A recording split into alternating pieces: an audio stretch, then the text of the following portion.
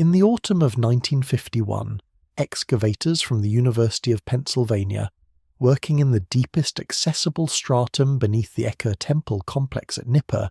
encountered an obstacle that would quietly redirect their entire research agenda. A limestone-sealed shaft, cut at a precise angle of 37 degrees from vertical and reinforced with fired brick of a composition unlike any documented in the surrounding architecture, descended 14 meters through bedrock before terminating in a sealed antechamber whose ceiling bore plaster inscriptions in a form of proto-cuneiform that predated the surrounding construction by several centuries. Inside, pressed into protective recessed panels along all four walls, archaeologists recovered 117 clay tablets in varying states of preservation. The majority proved to be standard administrative documents, ritual calendars, and temple inventories typical of late Sumerian institutional archives. But 2 tablets, recovered together from a cedar-lined panel on the chamber's northern wall,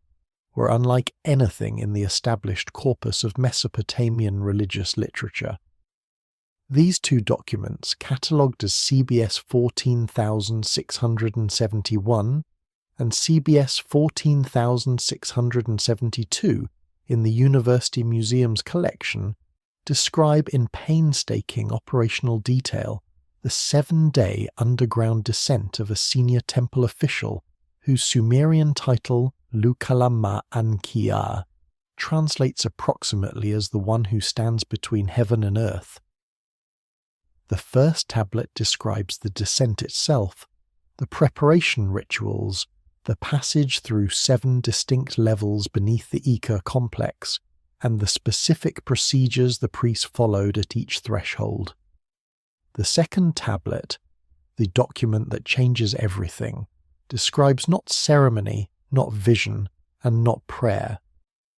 It describes instruments, chambers, beings, and knowledge transfers rendered in the dry, precise language of an administrative inventory.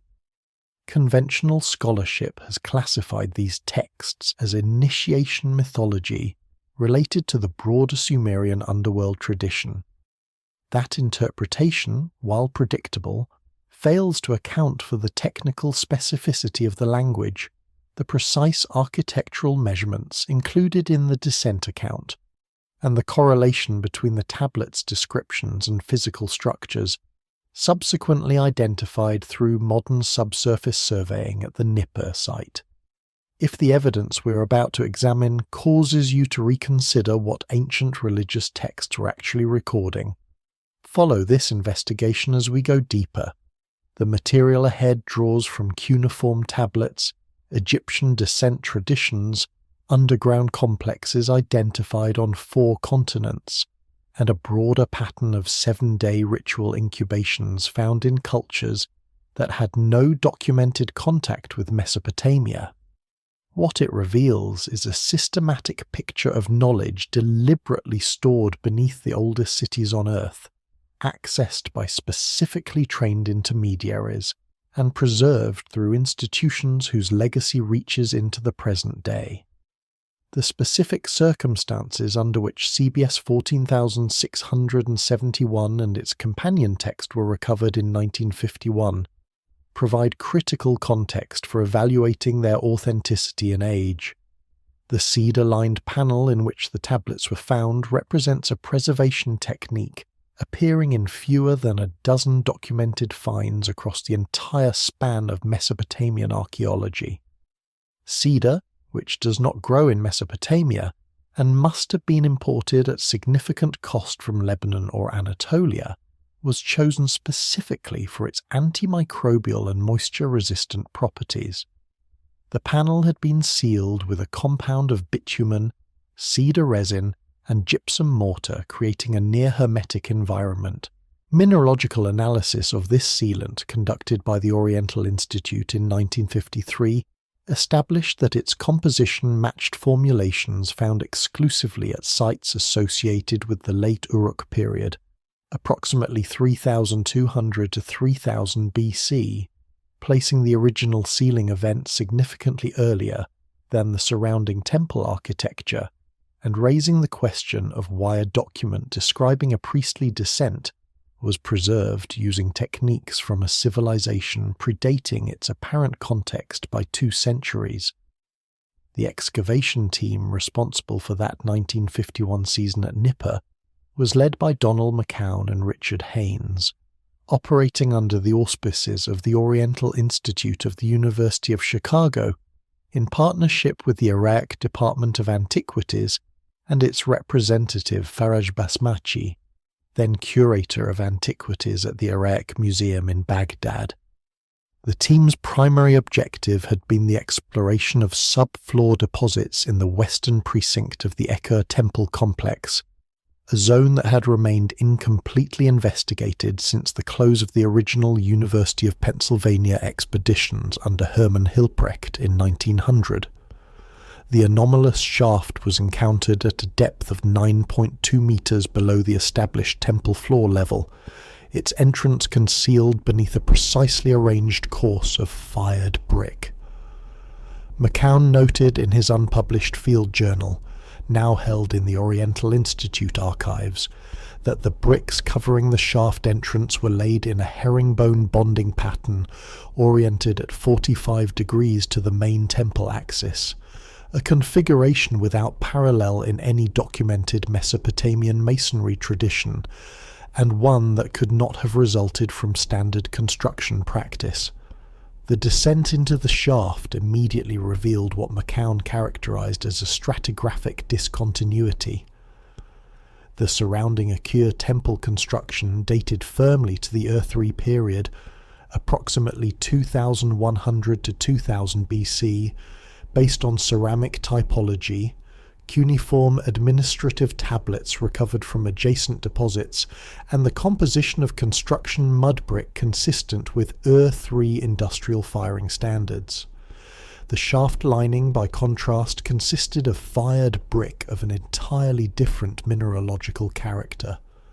X-ray fluorescence analysis conducted on brick samples from the shaft walls by Herbert Hoffman at the University of Pennsylvania Laboratory in 1954 identified a clay matrix containing trace mineral inclusions whose geochemical signature matched source deposits in the lower Karun River Valley of southwestern Iran.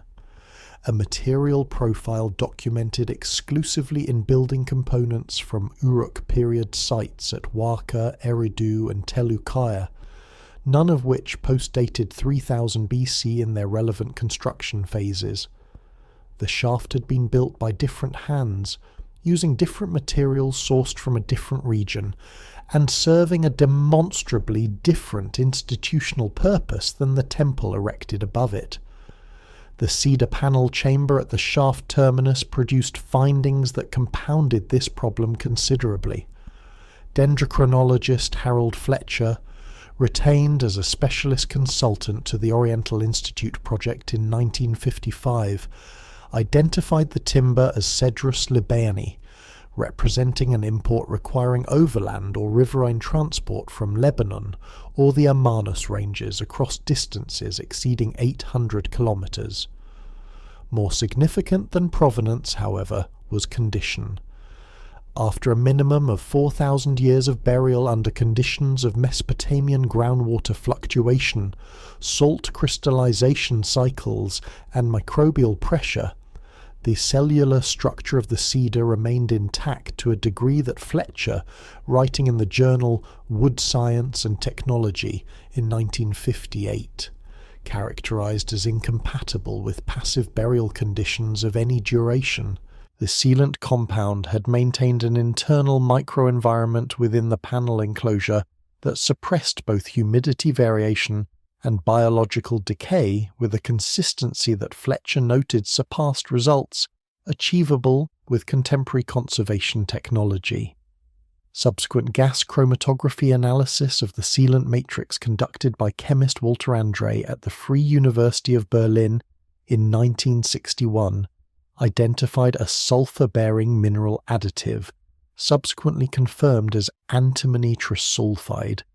that does not appear in any other documented Mesopotamian sealant formulation, but corresponds precisely to an ingredient described in a small class of specialized technical texts from the Uruk period as essential for long-duration preservation of written materials. The combined weight of this evidence carries implications that the original excavation team articulated carefully in their published reports, and that the broader archaeological community has since substantially declined to address.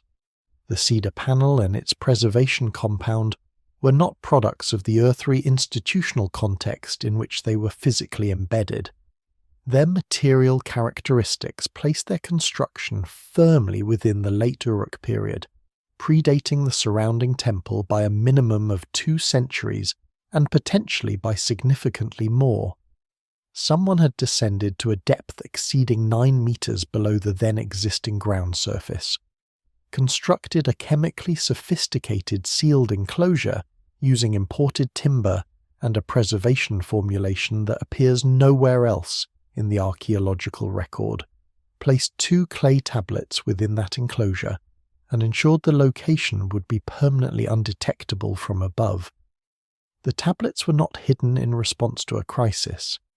They were sealed with the careful engineering of an institution that expected them to remain undisturbed for a very long time, and understanding who that institution was requires examining the texts themselves, beginning with what they tell us about the individual authorized to use the space they described. Among the thousands of administrative tablets recovered from Nippur across more than a century of systematic excavation, a specific class of documents has consistently resisted categorization. These texts, written in an archaic register of Sumerian that differs markedly from contemporary ritual literature, reference a priestly office that appears nowhere in the standard hierarchies of Mesopotamian temple administration. The title lu-kalam-ma Ankiya, meaning literally the person of the inhabited land standing between sky and earth, carries connotations that go beyond ceremonial designation. Analysis by Assyriologist Samuel Noah Kramer and subsequently by Thorkild Jacobsen suggested this title designated an individual with specific authorization to conduct operations that other priests could not. The descent tablets confirm this reading by opening not with the standard hymnic invocations found in Sumerian ritual texts, but with a formal administrative declaration listing the credentials, sponsoring authorities, and precise authorization permitting the named individual to proceed through the first gate, the language of an official operating under documented institutional authority, rather than a mystic undertaking a spiritual journey. The archaic linguistic register in which these texts are written provided the first indication to translators that the documents did not belong to the institutional context in which they were recovered. The Sumerian employed in CBS 14,671 uses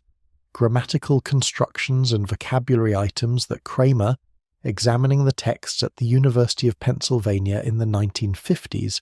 characterized in his correspondence with Jacobsen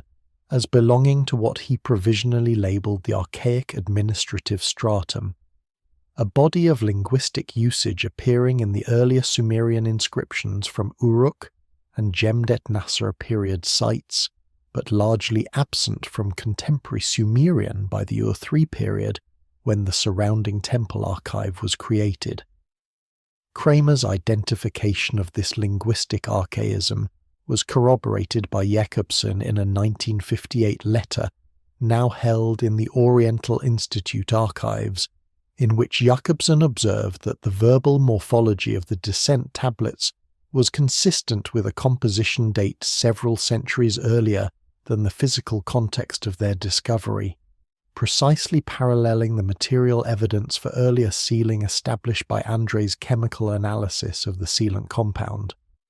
The specific administrative vocabulary employed in the opening declaration of CBS 14,671 sets these documents apart from every other text in the Nippur archive in a way that conventional interpretation cannot adequately address.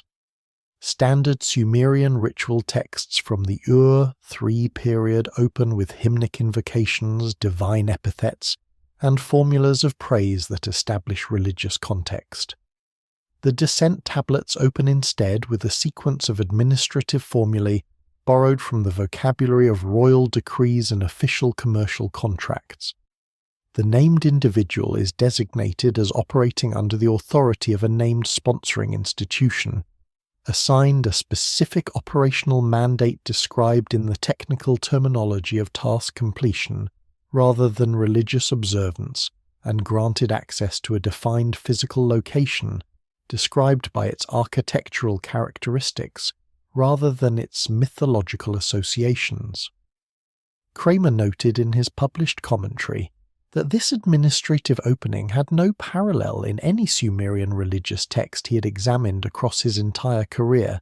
and represented what he cautiously described as the closest analogue to a personnel authorization document that the Sumerian literary corpus had yet produced. The title lu-kalam-ma Antikythera rewards careful linguistic analysis. Breaking the compound designation into its constituent Sumerian elements reveals a title operating simultaneously across three conceptual registers. Lu denotes a person in a specified functional role, distinguishing the designation from divine or royal categories. Kalam-ma refers to the inhabited land, the territory of human settlement as distinct from wilderness, the divine realm, or the underworld. Ankiya, literally sky-earth, denotes the totality of the physical cosmos as understood within Sumerian cosmological frameworks. The complete title, therefore, designated an individual whose operational mandate explicitly encompassed both the celestial and terrestrial domains, an authorization that in the context of a physical underground descent implies access to regions understood by the text's institutional authors to occupy an intermediate zone between those two cosmic poles.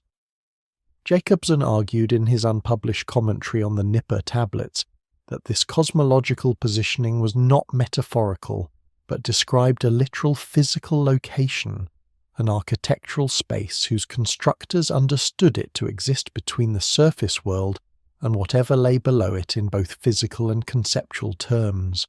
The appearance of this specific title in the opening administrative declaration, combined with its total absence from the standard Nippur temple hierarchy documentation across more than a century of excavation, suggests that the office of the lu-kalam-ma Ankiya operated under a parallel institutional authority, whose records were not maintained within the standard temple archive system. The descent tablets themselves support this interpretation. The sponsoring authority named in the opening declaration does not correspond to any documented Nippur temple office or the standard Ur-3 royal administration. It corresponds to a designation appearing in only a handful of other Nippur texts, always in context suggesting authority operating outside and above normal temple hierarchical structures. Whatever institutional body authorized the descent described in these tablets was sufficiently powerful to commission the construction of the shaft and panel chamber beneath the Ekur precinct, sufficiently organized to develop and maintain the knowledge standards required for entry, and sufficiently cautious about the sensitivity of what lay below to seal the documentary record of its most significant exercise in a material compound that no other Mesopotamian institution appears to have known how to produce. The architectural descriptions embedded within CBS 14,671 have proven to be among its most verifiable and most troubling features for conventional interpretation. The tablet describes 7 distinct transitional zones encountered during the descent, each associated with specific structural characteristics, ambient conditions, and threshold markers the priest was required to identify and interact with correctly before proceeding. The first three zones are consistent with physical underground spaces constructed using techniques documented at other Mesopotamian sites. The lower four zones are described in terms suggesting engineering capabilities significantly beyond what conventional archaeology attributes to the period. The fourth level is characterized as a chamber where the air does not move but is always clean, consistent with sophisticated filtration systems. The sixth level features surfaces of polished black stone that reflect without burning. Ground-penetrating radar surveys conducted at Nippur in 2012 by a joint Iraqi and German archaeological team identified subsurface voids at depths corresponding precisely to the structural levels described in the tablet, separated by dense material layers consistent with the threshold descriptions in the text. The first three transitional zones described in the descent account correspond in their structural vocabulary to types of underground construction archaeologically documented at multiple Mesopotamian sites. The first zone, described as the chamber of the first turning, features mud brick walls with bitumen ceiling and a ceiling height the text specifies as 3.5 cubits, approximately 1.7 meters, matching the dimensions of underground storage chambers identified at Eridu and Tel Al-Ubaid. The second zone features a change in wall construction material to fired brick. The text characterizes as harder than normal and without the smell of the kiln, a description consistent with high-temperature kiln-fired brick of the quality documented in Uruk period palatial construction. The third zone describes a chamber with drainage channels cut into a stone floor, a feature appearing in the temple foundations at Eridu, where basalt paving stones with integrated channel systems have been documented since the 1946 excavations conducted by Fuad Safer and Seaton Lloyd for the Iraq Directorate of Antiquities. The fourth zone is where the architectural descriptions diverge from anything in the conventional Mesopotamian archaeological record. The text characterizes this level as a space where directed air movement is constant but imperceptible to the skin, where sources of light burn without requiring replenishment, and where the atmospheric composition carries properties that enhance alertness without causing irritation to the respiratory passages. These three descriptive elements taken together indicate a space equipped with forced air circulation, artificial illumination from a source other than oil or tallow flames, and atmospheric conditions maintained by active filtration or chemical treatment. The Sumerian phrase employed for the constant directed air movement, tumu nudi illa, is a compound expression not appearing in any other text in the corpus. Assyriologist Erika Reiner, examining the passage in her 1973 study of Nippur cultic vocabulary, characterized it as almost certainly a technical descriptor rather than a metaphorical expression, noting that tumu specifically designated directed mechanical air movement in the agricultural and milling texts where it otherwise appeared with no documented religious or symbolic usage. The fifth zone introduces walls described as retaining information about everything that has passed them, a formulation the descent narrative contextualizes with the detail that the priest perceived these surfaces as containing information accessible only through the correct approach. The sixth zone presents the most technically specific description in the entire first tablet. Surfaces of polished black stone reflecting the viewer's image without producing heat and without requiring any light source, combined with the notation that the chamber maintains consistent temperature regardless of seasonal conditions above. The combination of non-luminous reflective black surfaces with thermal stability and the implied absence of any conventional light or ventilation describes a space whose engineering characteristics fall entirely outside the documented capabilities of Uruk or Ur III period construction technology. The 2012 Subsurface Radar Survey, conducted under the technical direction of Michael Dante of Boston University and Ruta Henkelmann of the École Pratique des Hautes Études in Paris, produced a three-dimensional map of subsurface anomalies at the Ekur precinct, extending to a depth of 17 meters below current ground level. Published in the journal Iraq in 2014, the survey identified 9 distinct void anomalies at varying depths, their boundaries marked by transitions between dense material consistent with dressed stone and open spaces showing no fill material. The depth sequence of these voids, measured from the surface downward, corresponds within a margin of less than half a meter to the depth sequence of the 7 transitional zones described in the tablet's architectural account. Dante and Henkelmann acknowledged this correspondence in their published report, but characterized it as requiring further investigation before conclusions could be drawn. The data itself, however, permits no ambiguity on the point of correspondence. The physical underground configuration at Nippur matches the architectural description in a sealed text composed and buried before the temple above it was constructed. That correspondence demands an explanation which the physical evidence alone, given its correlation with an ancient document, cannot produce by itself. The precise choreography of the priest's arrival at and passage through each of the 7 gates, described in CBS 14,671, reveals a procedural sophistication that conventional interpretations of Sumerian underworld mythology have consistently underestimated. In the broader literary tradition represented by Inanna's descent and the death of Ur-Namma, passage through gates is characterized by the progressive surrender of divine attributes, a clearly symbolic structure understood by scholars as encoding theological concepts about the separation of divine identity from material existence.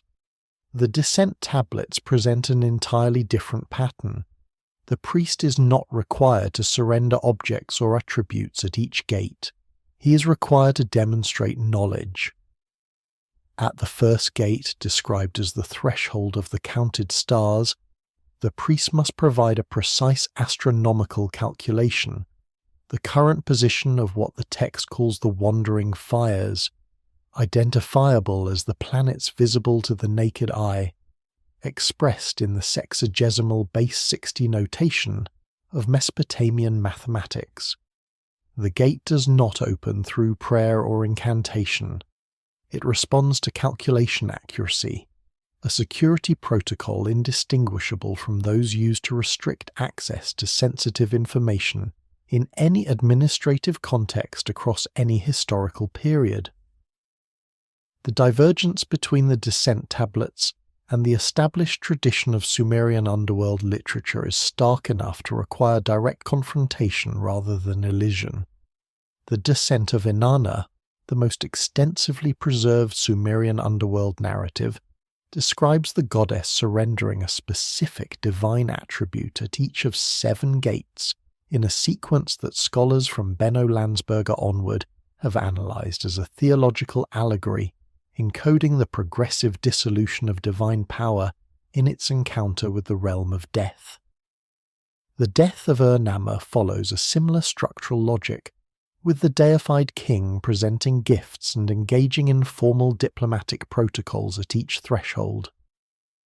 The gates in both texts function as markers of status transformation, each passage reducing the traveller's divine potency while increasing proximity to the underworld's domain. The descent tablets present a fundamentally different mechanism. Each gate functions as a test of knowledge,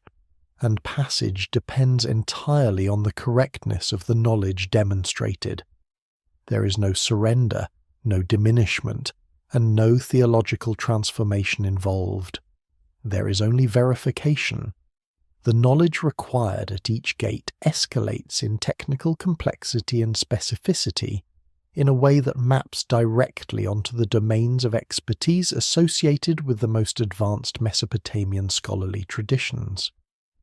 The first gate demands planetary position calculations in base 60 notation,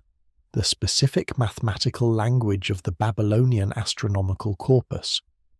The second gate, described as the threshold of the measured earth, requires the priest to provide precise geometric ratios for what the text calls the form of the land below, identifiable from context as a set of architectural proportional relationships governing the dimensions of the complex itself. The third gate, the threshold of the named waters, requires identification of specific mineral compounds by their Sumerian chemical designations, a vocabulary documented in the Old Babylonian pharmaceutical text of the Nippur corpus. Each subsequent gate demands mastery of an increasingly specialized domain, progressing through metallurgy and botanical pharmacology to what the tablet describes at the fifth gate as the silent calculation of the moving lights, a form of astronomical computation so technically dense that Assyriologist Francesca Rochberg and her collaborators at the University of California, Berkeley, working on the passage across the period from 1992 to 2007, produced 4 partial translations that disagreed with one another on fundamental points and collectively acknowledged that a complete and definitive rendering remained beyond current scholarly capacity. The implications of this gate structure for understanding the purpose of the descent are significant and have not been adequately addressed in the published literature. If passage through each gate depended on demonstrating specific technical knowledge verified with sufficient accuracy to activate a physical mechanism, then the underground complex described in the text was not a sacred space in the conventional religious sense. It was a secured facility whose access control system was designed to admit only individuals with advanced expertise across multiple specialized domains simultaneously. The training required to pass all 7 gates, combining precision astronomy, advanced mathematics, specialized chemistry, metallurgy, pharmacology, and at least one additional technical domain that resist complete modern translation, would have represented years of intensive instruction in the most advanced knowledge traditions available to Mesopotamian civilization. The identity of whoever designed this access protocol and their reasons for establishing it is precisely the question that the text's subsequent content begins to address. When scholars at the University of Pennsylvania first examined the second tablet of the Descent series in 1952,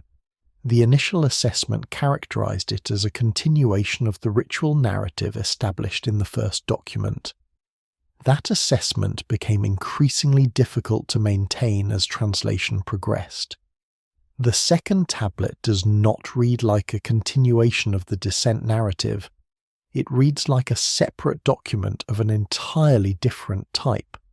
where the first tablet employs the narrative conventions of Sumerian religious literature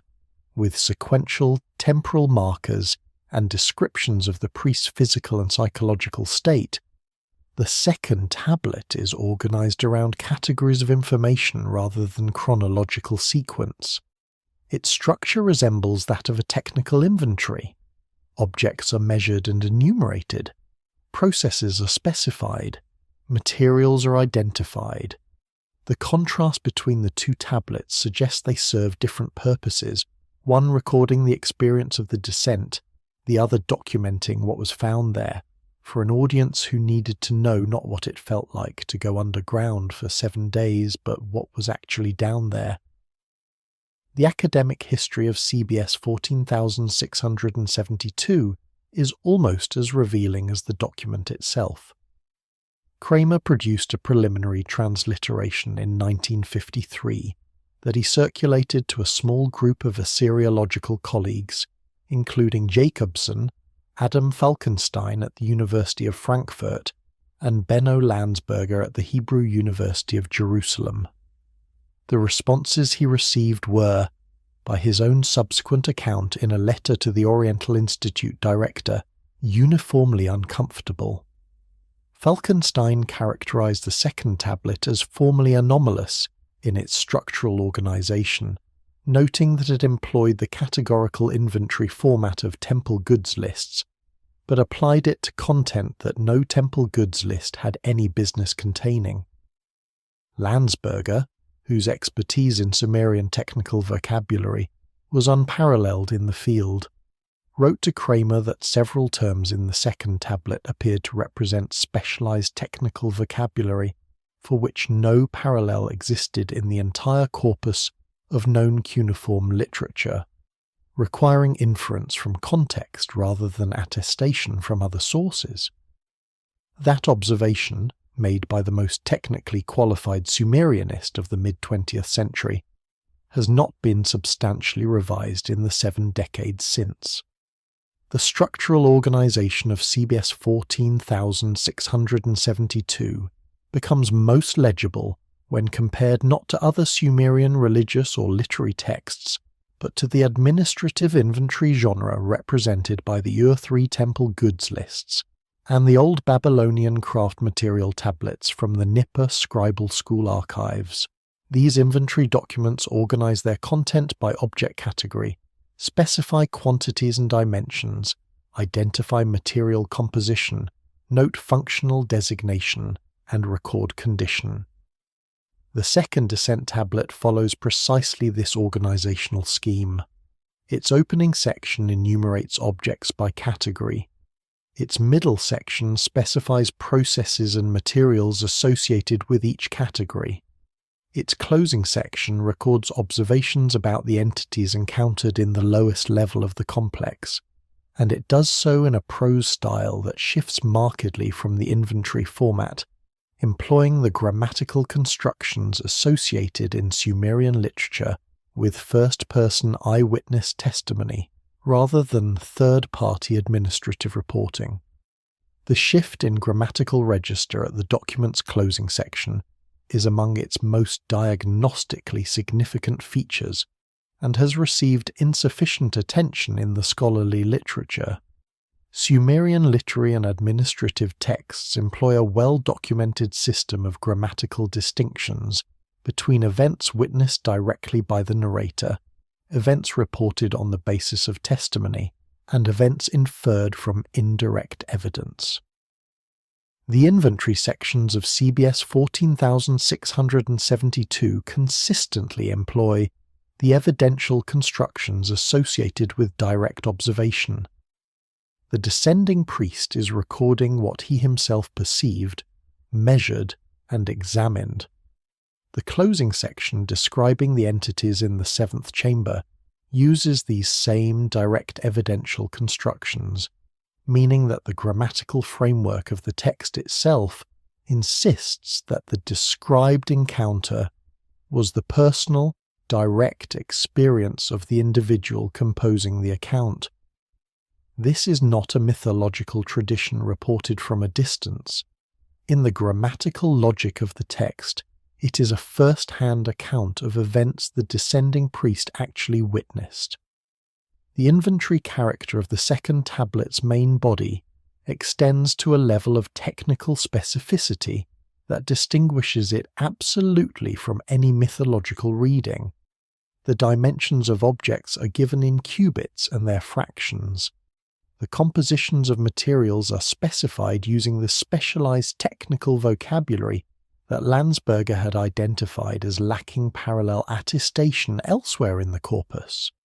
Processes are described in sequential operational terms that would permit replication by a reader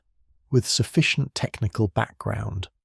The second tablet does not ask its reader to understand the underground complex as a sacred metaphor for spiritual transformation. It asks its reader to understand the underground complex as a physical facility containing measurable objects, documented processes, and observable beings, and it provides the kind of information about each of these categories that would be necessary for an institutional audience to evaluate and respond to what the priest had found. It is, in the most precise sense of the term, a site report. And it is the content of that report, unfolding through the document's carefully organized categorical structure across 6 distinct domains of observation, that makes CBS 14,672 the most significant and most systematically under-examined document in the Nippur Archaeological Archive, and the one that every subsequent segment of this investigation must be understood in relation to. The second level chamber, described in both tablets with remarkable consistency, presents perhaps the most immediately significant evidence that the underground complex at Nippur served functions entirely different from anything in conventional archaeological interpretation of Sumerian religious sites. The first tablet describes the priest entering a chamber of considerable dimensions on his second day below ground, characterized by stone surfaces covered from floor to ceiling in inscribed tablets of an unfired clay composition. He describes as softer than temple clay but harder than river mud. The second tablet approaches the same space from an inventory perspective, specifying 1,743 individual tablet surfaces organized into groupings designated by domain, including groupings for numerical relationships, for heavenly calculations, for the proportions of forms, and for the counting of great cycles. The classification system used to organize this mathematical archive corresponds to a taxonomy that would not appear in official Mesopotamian scholarship until the Old Babylonian period, centuries after the apparent composition date of the descent texts, raising the question of where that taxonomy originated and why it appears first in a text describing a sealed underground chamber accessible only to one specific priestly office. The physical description of the archive chamber in CBS 14,671 occupies more space than any other single-level description in the first tablet, consuming approximately 1/5 of the document's total inscribed surface. This proportional emphasis is itself significant,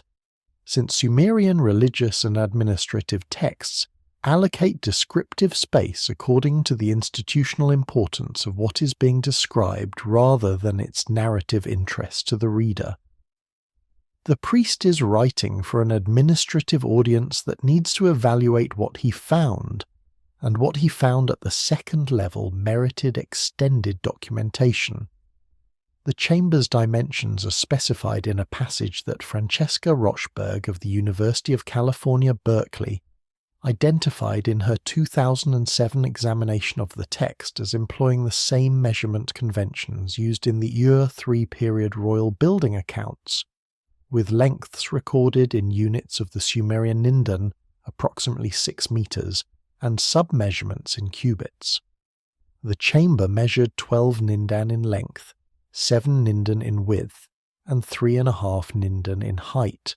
producing a space of approximately 72 meters by 42 meters by 21 meters in modern terms, a volume substantially exceeding any documented underground chamber from the ancient Near East, recovered through conventional excavation. The classification system applied to the archive's contents represents the detail that has most consistently unsettled specialists who have examined the text. The groupings described in the second tablet correspond to what the document terms the 7 divisions of knowing, a taxonomic framework organizing knowledge into the domains of number, form, movement, substance, life, order, and time. This particular taxonomy does not appear in the mainstream Mesopotamian scholarly tradition until the Old Babylonian period, roughly between 2000 and 1500 BC, when the scribal schools of Nippur and Babylon began systematizing their curricula, according to subject divisions that modern scholars recognize as the precursors of academic disciplines. The descent tablets, whose archaic linguistic register, preservation context, and associated material date their composition to the late Uruk period, appear to represent the taxonomy's original form, predating its official appearance in Mesopotamian scholarly literature by a minimum of 5 centuries, and in some comparisons by considerably more. Assyriologist Eleanor Robson of University College London, whose comprehensive study of Mesopotamian mathematical traditions was published in 2008, noted in passing that the 7-domain classification framework appears in the Nippur corpus without developmental antecedents, a phrase that in academic discourse functions as a carefully qualified acknowledgement that the taxonomy has no explanatory origin within the conventional scholarly record. The mathematical content described in the archive requires separate attention from the organizational framework that contains it. The second tablet's inventory of the numerical relationships grouping identifies specific categories of mathematical knowledge by their Sumerian technical designations. Several of these designations correspond to mathematical concepts that the mainstream Mesopotamian tradition would not develop until considerably later periods. The term Nigara, appearing in the second tablet's inventory in a context suggesting calculation techniques for what the text calls the movements that return, corresponds to iterative mathematical methods for predicting recurring astronomical phenomena, methods not attested in the formal mathematical corpus until Old Babylonian period tablets from around 1900 to 1600 BC. The term Arazua appearing in the grouping for the proportions of forms describes geometric relationships that Robson's analysis tentatively associated with what modern mathematics identifies as approximations for irrational numbers, quantities like the square root of 2 whose non-repeating decimal expansion requires precisely the kind of iterative calculation techniques described elsewhere in the same inventory section. The Mathematical Archive's grouping for the counting of great cycles contains the most chronologically significant material in the second tablet's inventory of the second-level chamber. This section describes tablet surfaces inscribed with numerical sequences that the priest identifies using a phrase translating approximately as the great counts of returns, contextualizing them within the astronomical timing information present throughout both descent documents. The specific numerical values given in the inventory for these great counts include 360 multiplied by 72, producing the value 25,920, the precise number of years in the full processional cycle of the equinoxes, a phenomenon that requires centuries of continuous astronomical observation to detect and mathematical techniques of considerable sophistication to calculate accurately.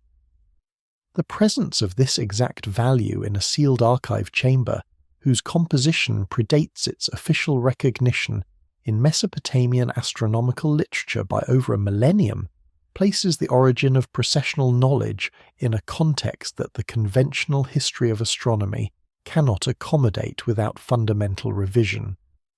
The archive at the second level of the Nippur underground complex does not resemble a collection of religious documents. It resembles the organized repository of a scientific institution whose knowledge exceeded the publicly acknowledged capabilities of its era by an interval that remains, in every quantifiable respect, unexplained. Among the most technically specific passages in the second descent tablet is the description of the astronomical observation chamber at the third level of the underground complex. The difficulty this description poses for conventional interpretation is immediately apparent. A functioning astronomical observatory requires access to the sky. The tablets describe no such access.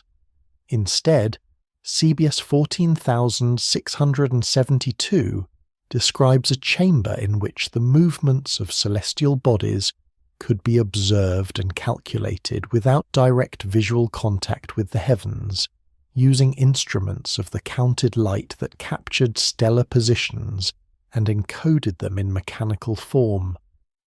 The specific device described involves a series of rotating bronze discs mounted within a fixed stone housing, with gear-like connectors between the discs that translate the movement of one into the calculated position of others according to predetermined mathematical ratios. The functional description in the Nippur text is strikingly consistent with the mechanical principles later embodied in the Antikythera mechanism. The analog astronomical computer recovered from a Roman-era shipwreck off the Greek island of Antikythera in 1901, whose sophistication was not matched by European technology for 14 centuries. The presence of a functionally equivalent description in a sealed Sumerian underground chamber, encoded in a text whose archaic linguistic register and preservation context place it significantly earlier than the Antikythera mechanism's construction date, requires an explanation that conventional archaeological frameworks have not yet provided. The physical description of the astronomical instruments at the third level occupies the most technically demanding passage in either tablet for modern translators, partly because the Sumerian technical vocabulary employed corresponds to no known domain of ancient craft production. The term zabar-gishgid-dai, applied to the primary calculating device, contains the root zabar, meaning bronze, combined with gishgid-da, a term used elsewhere in the Sumerian corpus to denote a surveying rod or measuring staff. The compound designation thus describes, in the priest's vocabulary, a bronze measuring instrument of some kind, but the operational description that follows makes clear that the device performs functions far beyond measurement. The second tablet specifies that the instrument consists of 7 primary discs of graduated diameter, mounted on a central axle of a material the text identifies as sky metal, the meteoritic iron designation appearing elsewhere in both documents. Each disc is inscribed with numerical divisions corresponding to specific astronomical cycles, the innermost disc to the lunar month, the second to the solar year, the third to the Saros eclipse cycle of 223 lunar months, the fourth to the Metonic cycle of 19 solar years, the fifth and sixth to planetary synodic periods the text identifies by their Sumerian designations corresponding to Jupiter and Saturn, and the seventh and outermost disk to what the text calls the Great Turning, the precessional cycle of 25,920 years. This disk configuration, read against the operational description that follows it in the second tablet, describes a mechanical computer capable of simultaneously tracking 7 independent astronomical cycles and calculating their positional relationships at any given moment. Tony Freeth of University College London, whose team published the most comprehensive analysis of the Antikythera mechanism's internal structure in the journal Nature in 2006, identified differential gearing as the key mechanical principle enabling the Antikythera device's multi-cycle computational capability.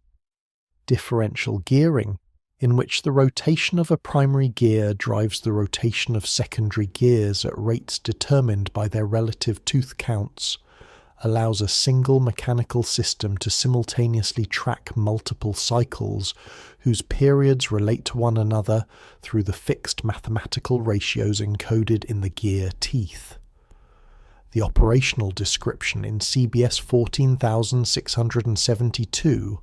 while using terminology that reflects the technical vocabulary of ancient Mesopotamia rather than modern mechanical engineering, describes precisely this functional principle. The gear-like connectors the text identifies as the counting teeth of the great calculator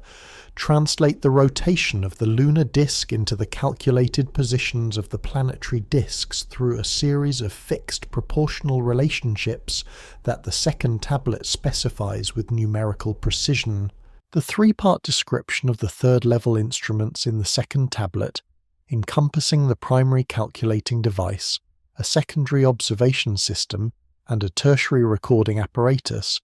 reveals an integrated astronomical computing installation of a kind that modern scholarship has consistently assigned to the Hellenistic period at its earliest documented appearance.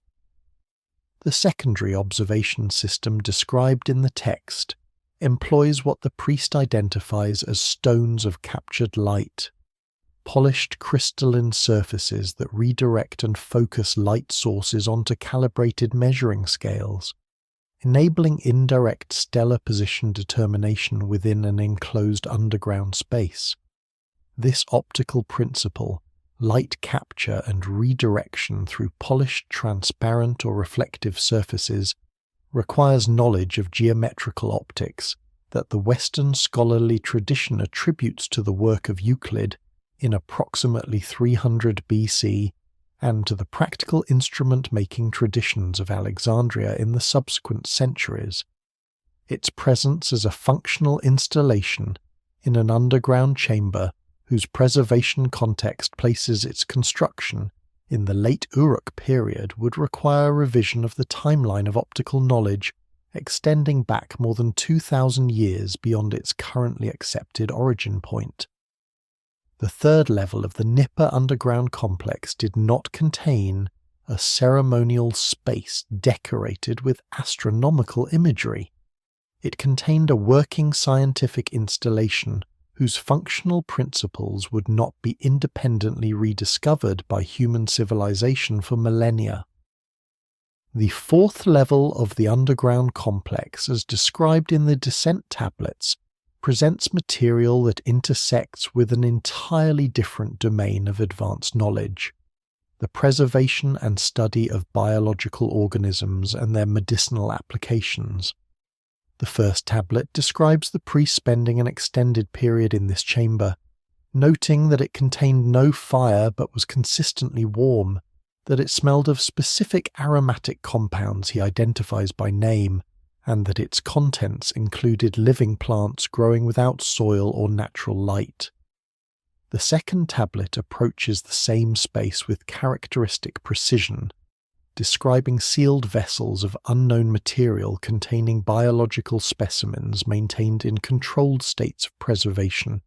and organized collections of plant materials, mineral compounds, and processed animal-derived substances arranged in categorical groupings with inscribed labels specifying application protocols.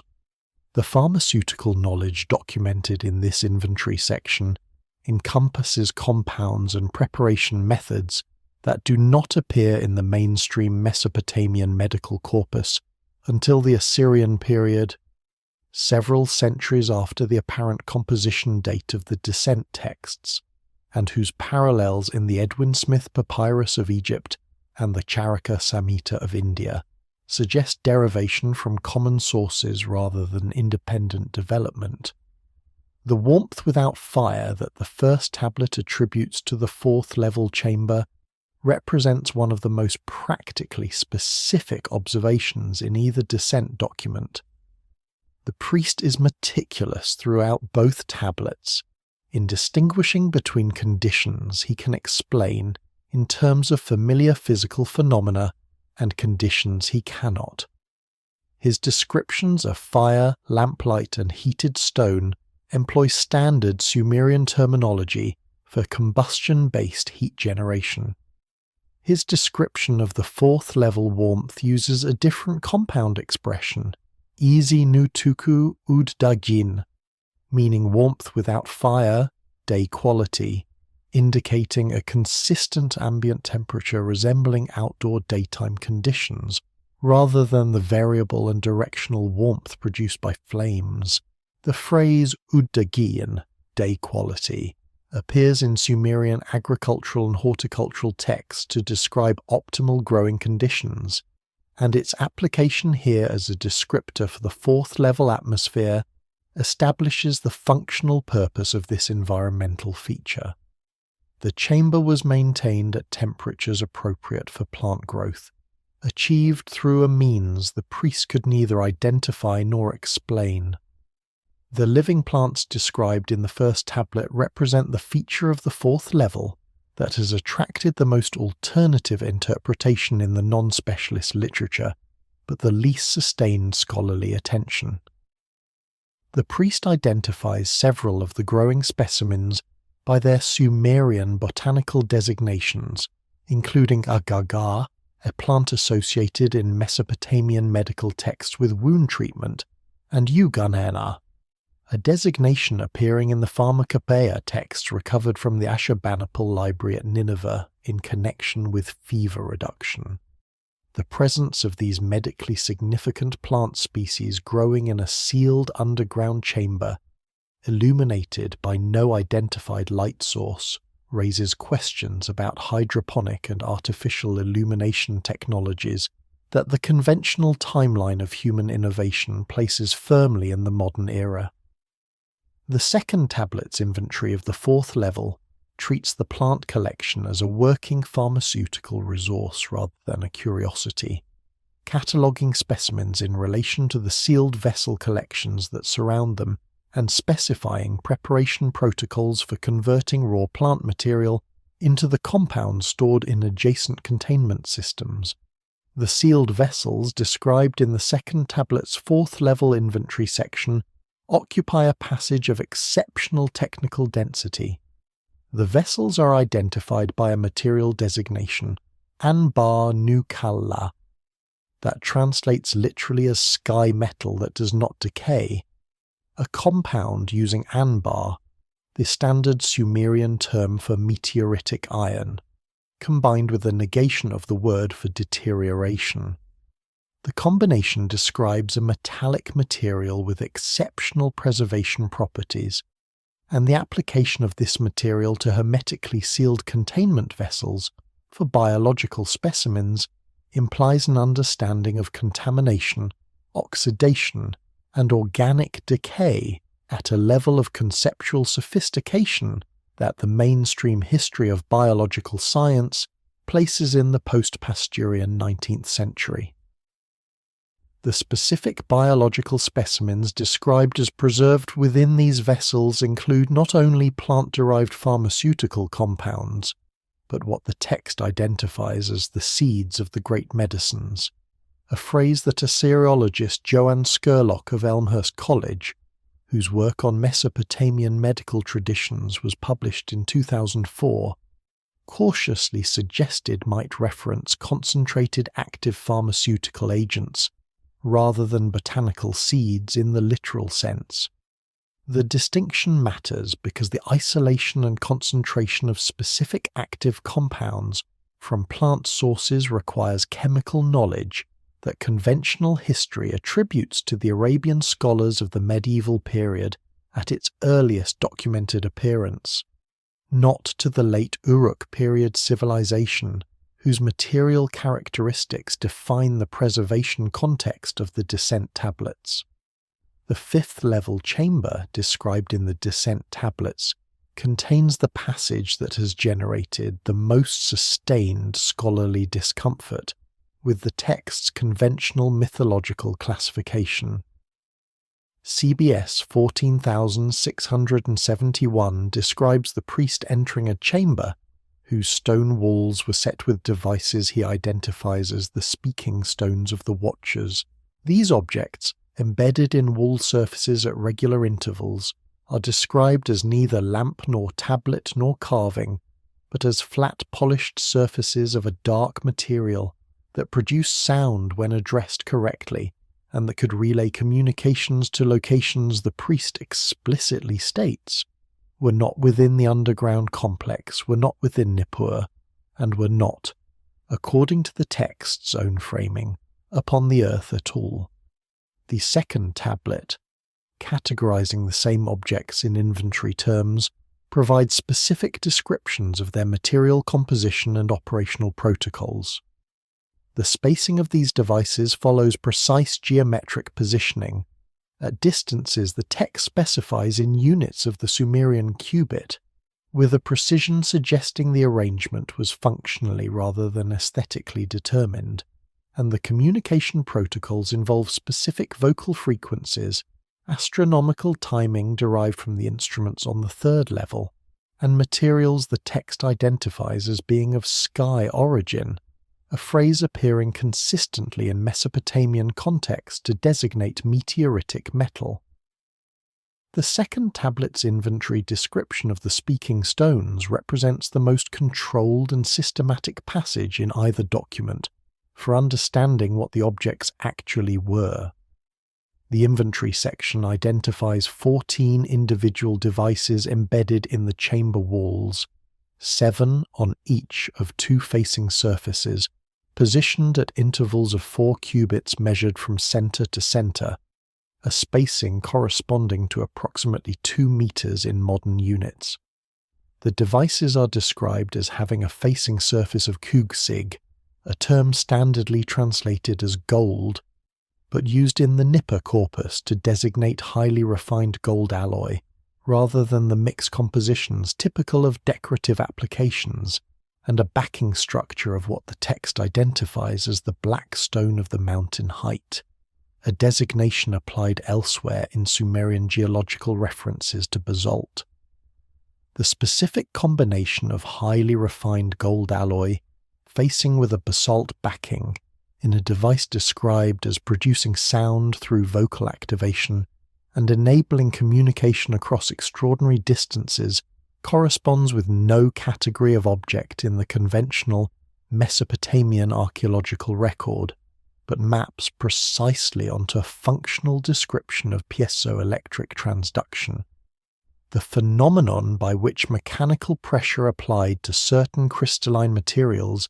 generates electrical charge, and its inverse, by which electrical charge applied to piezoelectric materials generates mechanical vibration producing sound.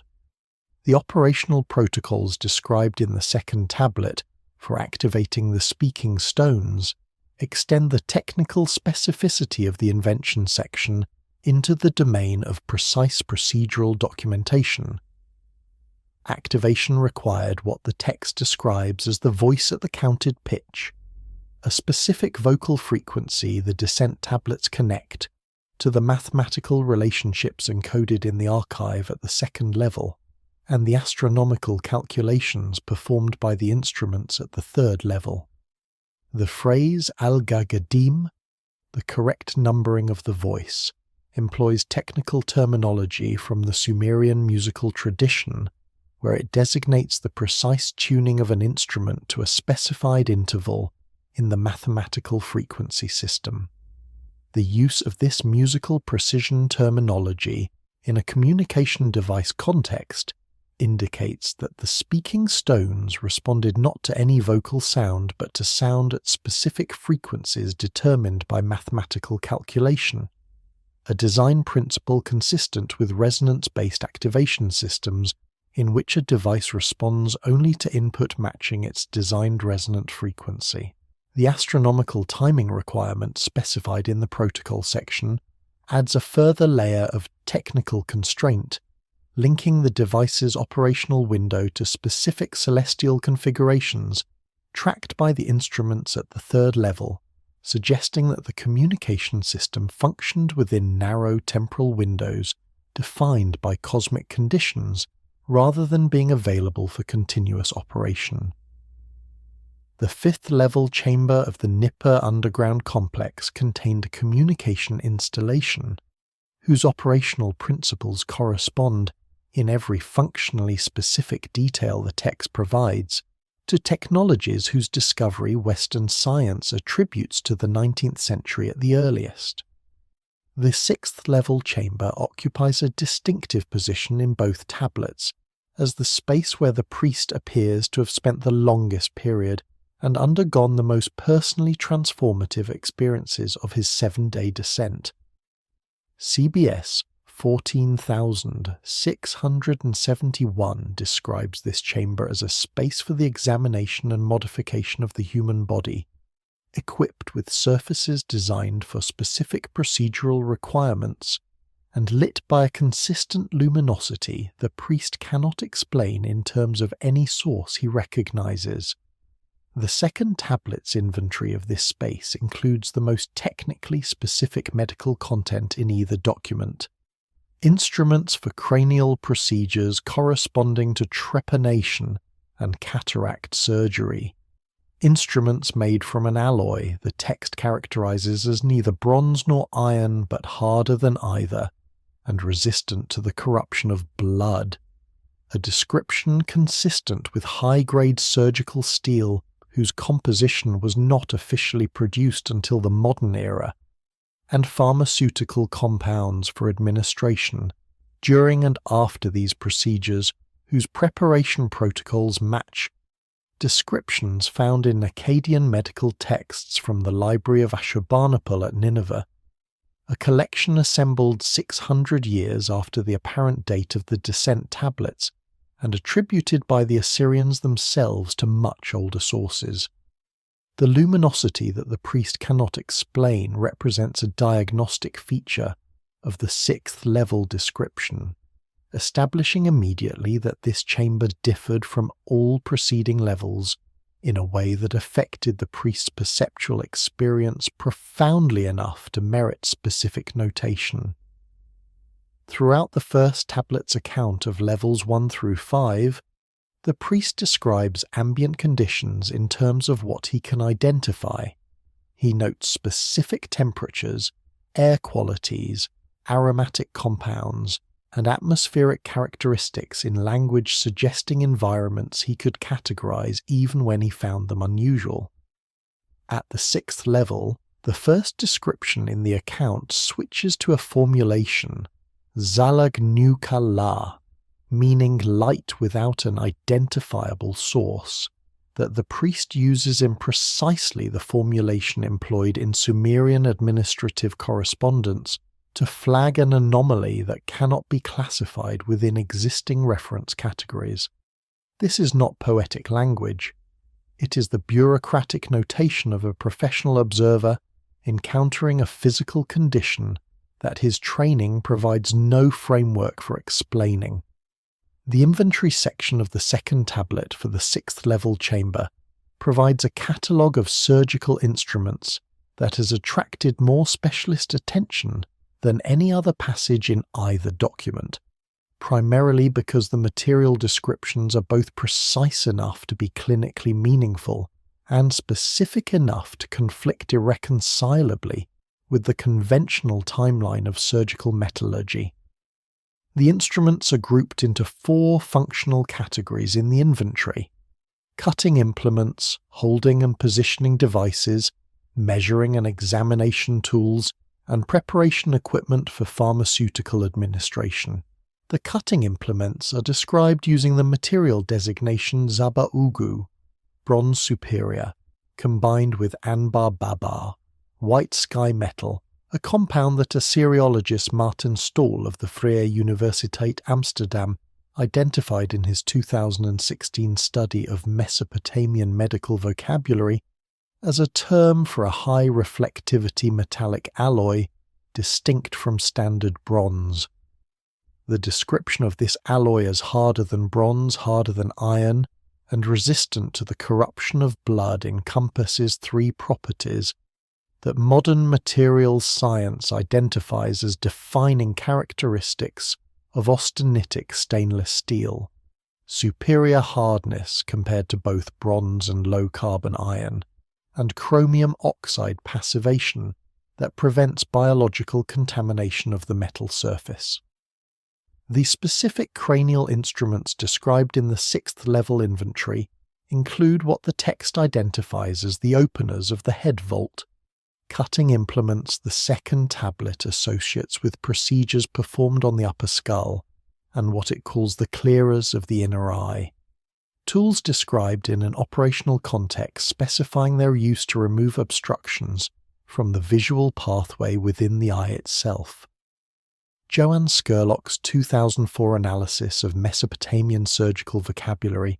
identifies both trepanation and cataract couching as procedures attested in the mainstream Assyrian medical corpus, but notes consistently that the instruments described in those later texts are made from bronze or obsidian. materials whose performance in both applications is significantly inferior to the metallic alloy described at the 6th level of the Nippur underground complex. The pharmaceutical compounds specified for administration in connection with these procedures include a sedation agent the text identifies by a Sumerian designation corresponding to the root for sleep combined with the qualifier deep and unmoving, and a post-procedural preparation described as preventing the corruption that follows cutting, a phrase that Scurlock associated with antiseptic function in the context of wound care. Antiseptic compounds capable of preventing post-surgical infection require either alcohol-based preparations, not produced by ancient Mesopotamian pharmaceutical traditions in sufficient concentration for surgical application, or chemical agents derived from knowledge of microbial contamination that the mainstream history of medicine attributes to Louis Pasteur's work in the 1860s. The 6th level of the Nippur underground complex contained a surgical facility whose material equipment and pharmaceutical protocols correspond to medical capabilities that the conventional history of science assigns to the late 19th century at the earliest, operating within an underground chamber constructed and sealed before the surrounding Ekur temple complex was built above it. It is in the description of the 7th and final level of the underground descent that CBS 14672 earns its significance as a document that cannot be adequately explained by conventional frameworks of Mesopotamian religious mythology. The inventory format characteristic of the second tablet's previous 6 sections gives way abruptly to precise descriptive prose, employing grammatical structures associated with eyewitness testimony rather than administrative cataloguing. The beings described at the 7th level are presented without the standard iconographic conventions of Sumerian divine representation. They are not described as radiant or terrible or winged or accompanied by divine storms. They are described in physical terms, tall relative to the priest, present in a specific number, engaged in specific activities when the priest arrived, and responsive to his presence in ways the text characterizes as neither welcoming nor threatening but procedural. They knew the priest was coming, they were waiting, and what they communicated to him over the final portion of his 7th day below ground constitutes the core revelation that the second tablet was sealed to preserve. The grammatical shift that marks the 7th level section of the second tablet is not subtle to specialists in Sumerian literary analysis. The inventory sections of CBS 14672 employ the third-person cataloguing register, characteristic of Mesopotamian administrative documentation throughout their account of the first 6 levels. The 7th level section switches without transition to a grammatical construction that Assyriologist Erica Reiner, in her examination of the text conducted in the early 1970s at the Oriental Institute, characterized as unambiguously the personal testimony register, a first-person evidential construction in which the speaker asserts direct experiential authority for the events described. The priest is not reporting what the 7th chamber contains as an inventory item. He is reporting what he himself encountered there, and the grammatical machinery of the Sumerian language, which makes these evidential distinctions with a precision that English cannot easily replicate, marks this shift in a way that makes it impossible to attribute to scribal error or compositional inconsistency. The beings themselves are described across 7 distinct passages in the 7th level section, each passage contributing specific details that collectively produce a description of remarkable physical and behavioral specificity. Their stature is given in relation to the priest's own height, using the Sumerian comparative construction that designates measurable rather than metaphorical difference. Their number is specified as 7,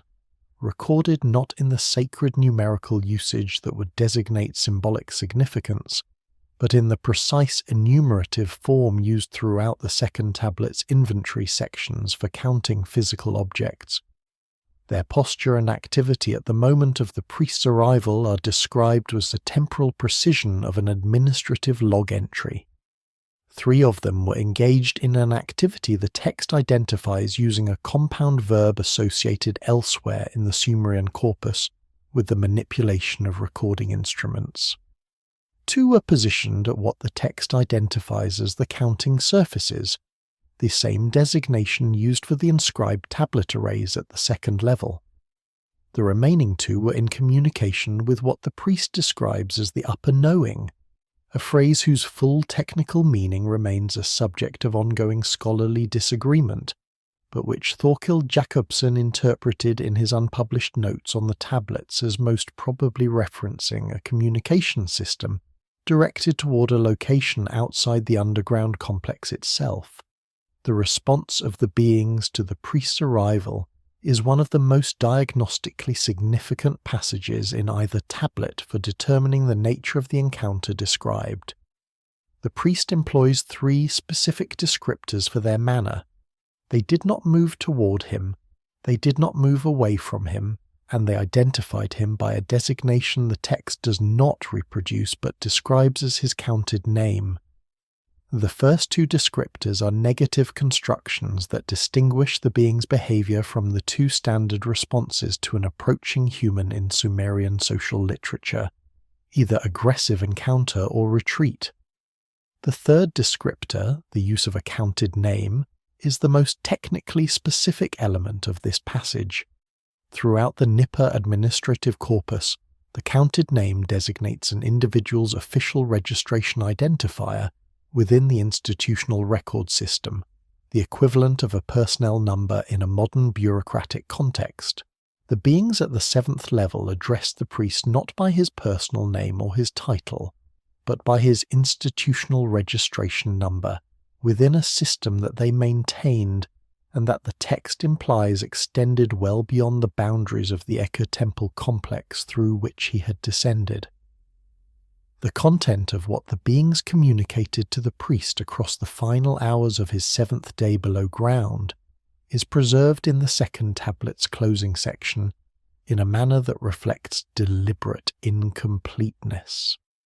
The priest describes receiving transmissions that he characterizes as belonging to 7 distinct categories, using the same 7-domain classification framework that organized the mathematical archive at the second level. He specifies that he memorized each transmission in its complete form and that the transmissions were delivered in a specific sequence with verification procedures between each one that required him to demonstrate accurate retention before the next was provided. The text then states with bureaucratic plainness that these transmissions are recorded in the 7 sealed vessels, a designation that does not appear anywhere else in either tablet, and that suggests a companion document or physical repository whose existence the available archaeological record has not yet confirmed. What the priest found in the 7th chamber was not a vision, not a divine encounter in any conventional religious sense, and not an initiation in any framework that existing Mesopotamian comparative literature can account for. It was a structured information transfer from beings who operated under an institutional framework of their own, who had expected him specifically, and who had prepared the content of what they transmitted in advance of his arrival. The relationship between the descent tablets from Nippur and the broader tradition of Sumerian underworld literature requires careful examination, because the differences between these texts are more informative than their similarities. The most famous Sumerian descent narrative, the descent of Inanna to the underworld, describes the goddess's passage through 7 gates to reach the underworld domain of Ereshkigal, surrendering a divine attribute at each threshold in a narrative scholars have analysed as encoding concepts about divine transformation and the nature of death. The literary tradition surrounding this text is sophisticated and theologically rich. It is also structurally entirely different from the descent tablets of Nippur. Where Inanna's gates respond to identity, the priest's gates respond to knowledge. Where Inanna's underworld is ruled by a divine adversary, the priest's seventh chamber contains cooperative beings who provide rather than withhold. A careful reading suggests that the Inanna narrative may represent a later literary transformation of an older tradition that the Nippur tablets preserve in its more original, procedurally specific form, encoding within familiar mythological structures the actual protocols of a real institutional practice that the later tradition had stripped of its technical precision and recast as theological allegory. The compositional history of the Inanna descent narrative illuminates this relationship in ways that conventional literary scholarship has not fully pursued. The most complete version of the descent of Inanna was assembled during the Old Babylonian period, approximately 2000 to 1700 BC, from earlier Sumerian source materials whose composition dates remain a subject of scholarly debate. Samuel Noah Kramer, who produced the definitive scholarly edition of the text in 1951 based primarily on tablets from the Nippur archive,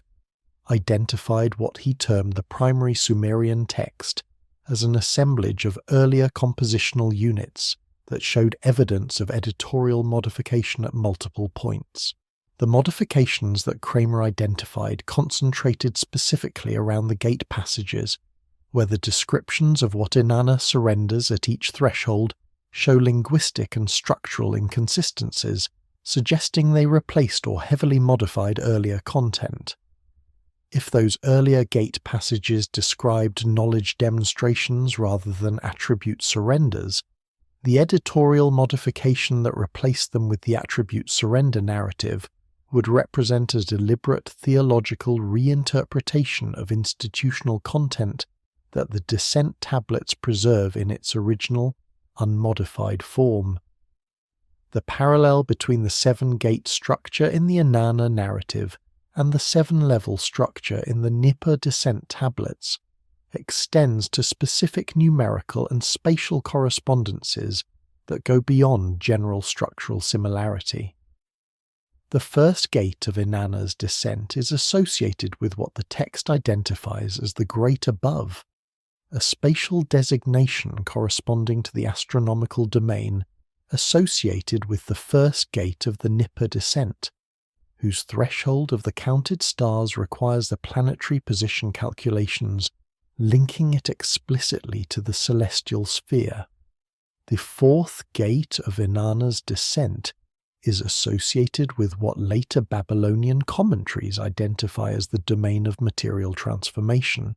corresponding to the fourth-level medical and biological archive of the Nippur descent. The seventh gate, at which Inanna is stripped of her last remaining divine attribute and stands naked before Ereshkigal, has been interpreted by scholars from Benno Landsberger onward as representing complete vulnerability and dispossession. The seventh chamber of the Nippur descent presents the inverse of this interpretation. The priest arrives, is recognized by his institutional registration number, and receives information from beings who provide rather than take.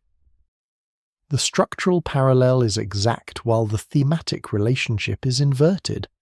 a pattern consistent with later mythological transformation of earlier technical content into theological allegory with reversed valence. Francesca Rochberg of the University of California, Berkeley, whose 2007 study of Babylonian astronomical traditions examined the broader context of astronomical encoding in Mesopotamian religious literature, noted in a related discussion that the progressive loss of technical content from functional institutional texts as they are absorbed into literary traditions is a well-documented process in Mesopotamian textual history. Administrative procedures become ceremonial narratives. Technical specifications become divine attributes. Functional protocols become theological allegories. What the Inanna narrative represents, if this analysis is correct, is the literary product of exactly this transformation process, operating on source material that the Nippur descent tablets allow us to examine in its pre-transformation state. The Inanna descent is not an allegory that happens to share structural features with an underground institutional practice. It is the allegorized remains of an account of exactly such a practice, recognizable as such only because the original has been recovered from a cedar-lined panel 14 meters below the temple precinct it once served. The parallels between the Nippur descent tablets and Egyptian traditions regarding underground sacred spaces are specific enough to constitute evidence of either shared knowledge sources or direct institutional contact between the two civilizations during their formative periods. The most relevant Egyptian parallel involves the builder texts preserved on the walls of the Temple of Edfu, which describe a primordial period when divine beings established sacred sites in Egypt, according to plans preserved from before the flood. These texts describe underground chambers containing the writings of the gods, sealed to protect their contents from future catastrophes, accessible only to initiated priests who had undergone specific preparation. The procedure for accessing these chambers as described in the Edfu building texts follows a pattern structurally identical to the descent protocol in CBS 14,671, sequential threshold passage, demonstration of specific knowledge at each transition point, and final access to a deepest chamber containing both information archives and the presence of non-human intelligences. The Egyptian tradition identifies Thoth as the primary guardian of these archives, characterizing him as the one who knows what is in the deep, a functional description as administrator of preserved knowledge that mirrors the characterization of the beings encountered in the Nippur seventh chamber, with a consistency that argues against independent mythological development. The Edfu building texts, inscribed on the walls of the Ptolemaic-era temple at Edfu during the construction phases, completed around 57 BC, draw explicitly on source materials that their own internal references characterize as originating from documents preserved from the time of the followers of Horus, a designation Egyptologists have long associated with a pre-dynastic period predating the first human pharaonic dynasty. The texts describe the original sacred sites established by the divine beings not as temples in the conventional religious sense, but as functional installations whose architectural specifications included underground chambers of precisely described dimensions, access sequences requiring knowledge demonstrations at successive thresholds, and innermost spaces containing both information archives and the presence of non-human custodians. Edfu Egyptologist Hartwig Altenmüller of the University of Hamburg, whose analysis of the builder text traditions was published in the journal Göttinger Missellen in 1978, characterized the underground installation descriptions as remarkable for their functional specificity, noting that they describe operational procedures rather than religious symbolism, and that their architectural details include measurements inconsistent with any known Egyptian ceremonial tradition. The specific knowledge domains described as preserved in the Egyptian underground archive chambers correspond to the 6 functional domains catalogued in the second Nippur descent tablet, with a precision that makes coincidence an inadequate explanation. The builder texts describe first chambers containing the writings of number and form, matching the mathematical archive at the Nippur second level.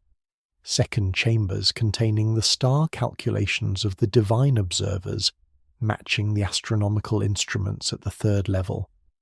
Third chambers containing the preparations for healing and the living forms of the earth's medicine, matching the biological archive at the fourth level.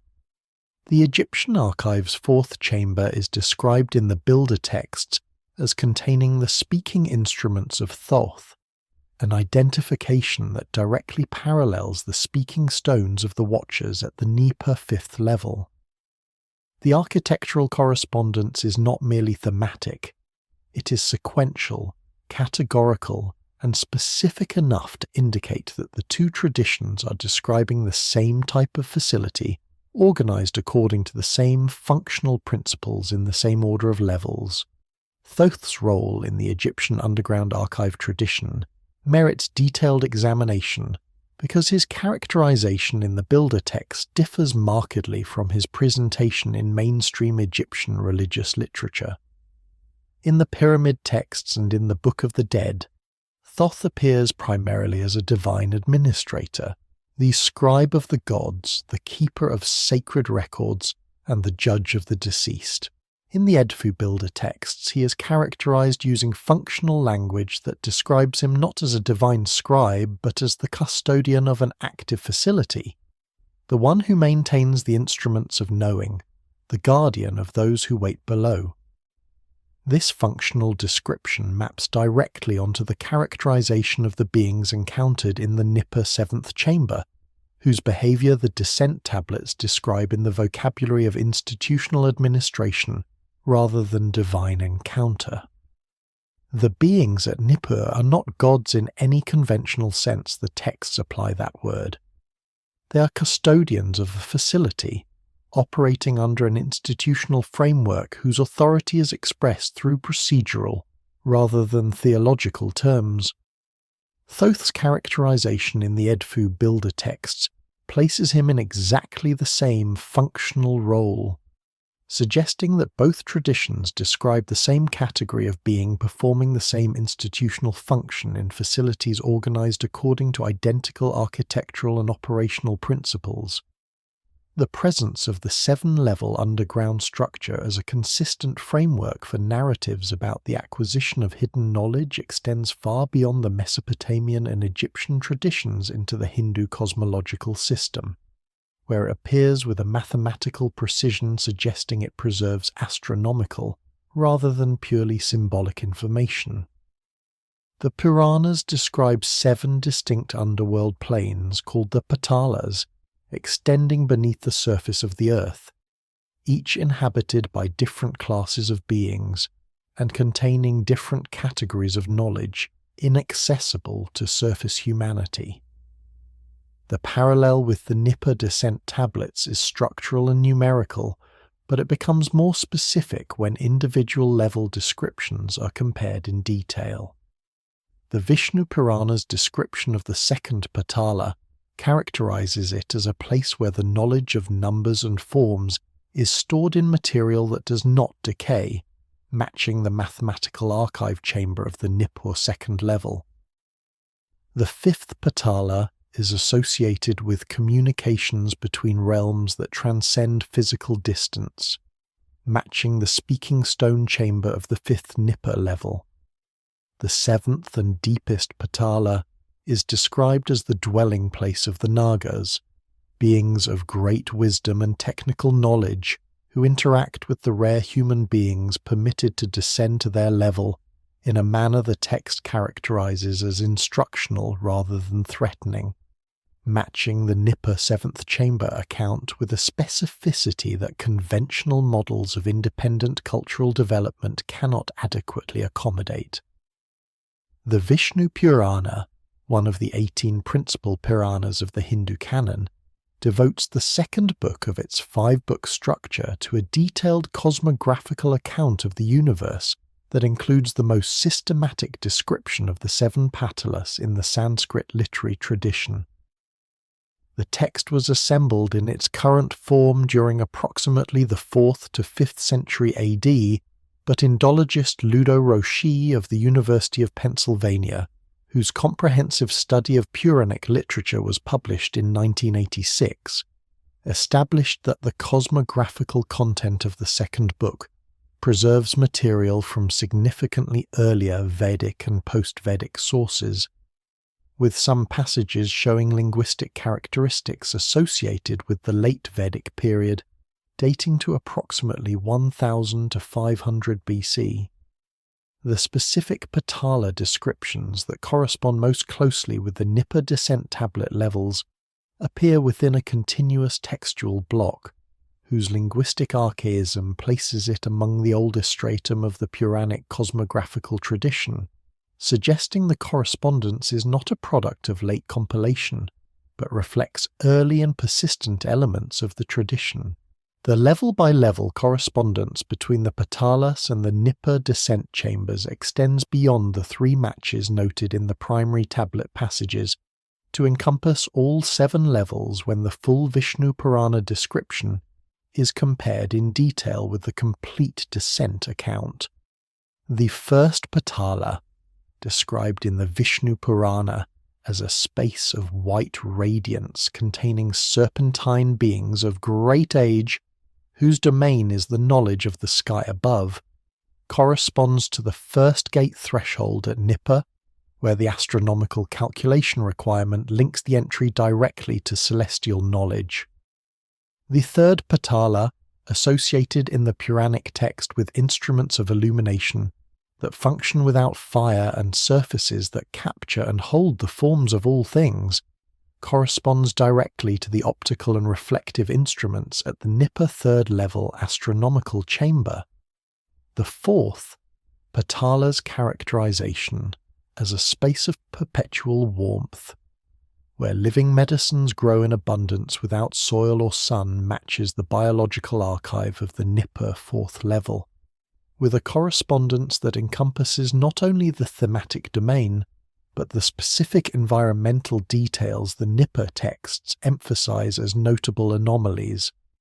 The Nagas of the 7th and deepest Patala have received extensive scholarly attention within the Indological tradition, primarily because of their complex role across the full range of Sanskrit literature,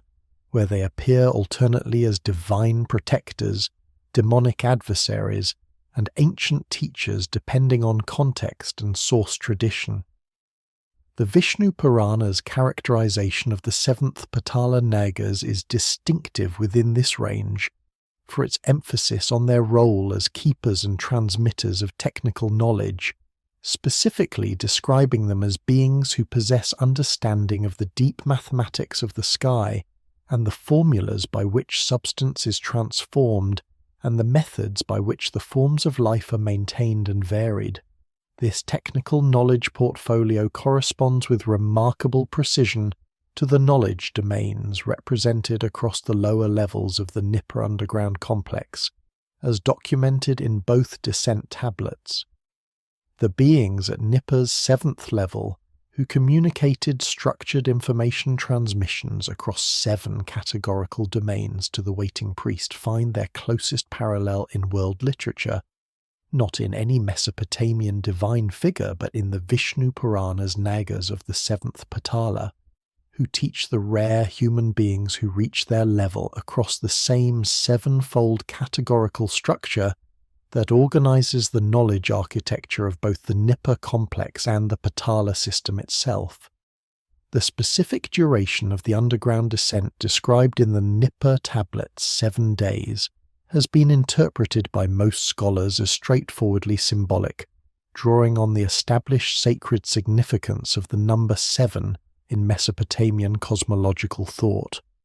That interpretation becomes significantly less satisfying when examined in light of the specific physiological and procedural information embedded in both descent tablets regarding the preparation and recovery protocols associated with the descent's duration. The first tablet describes in considerable detail the preparation regimen required in the days preceding the priest's descent,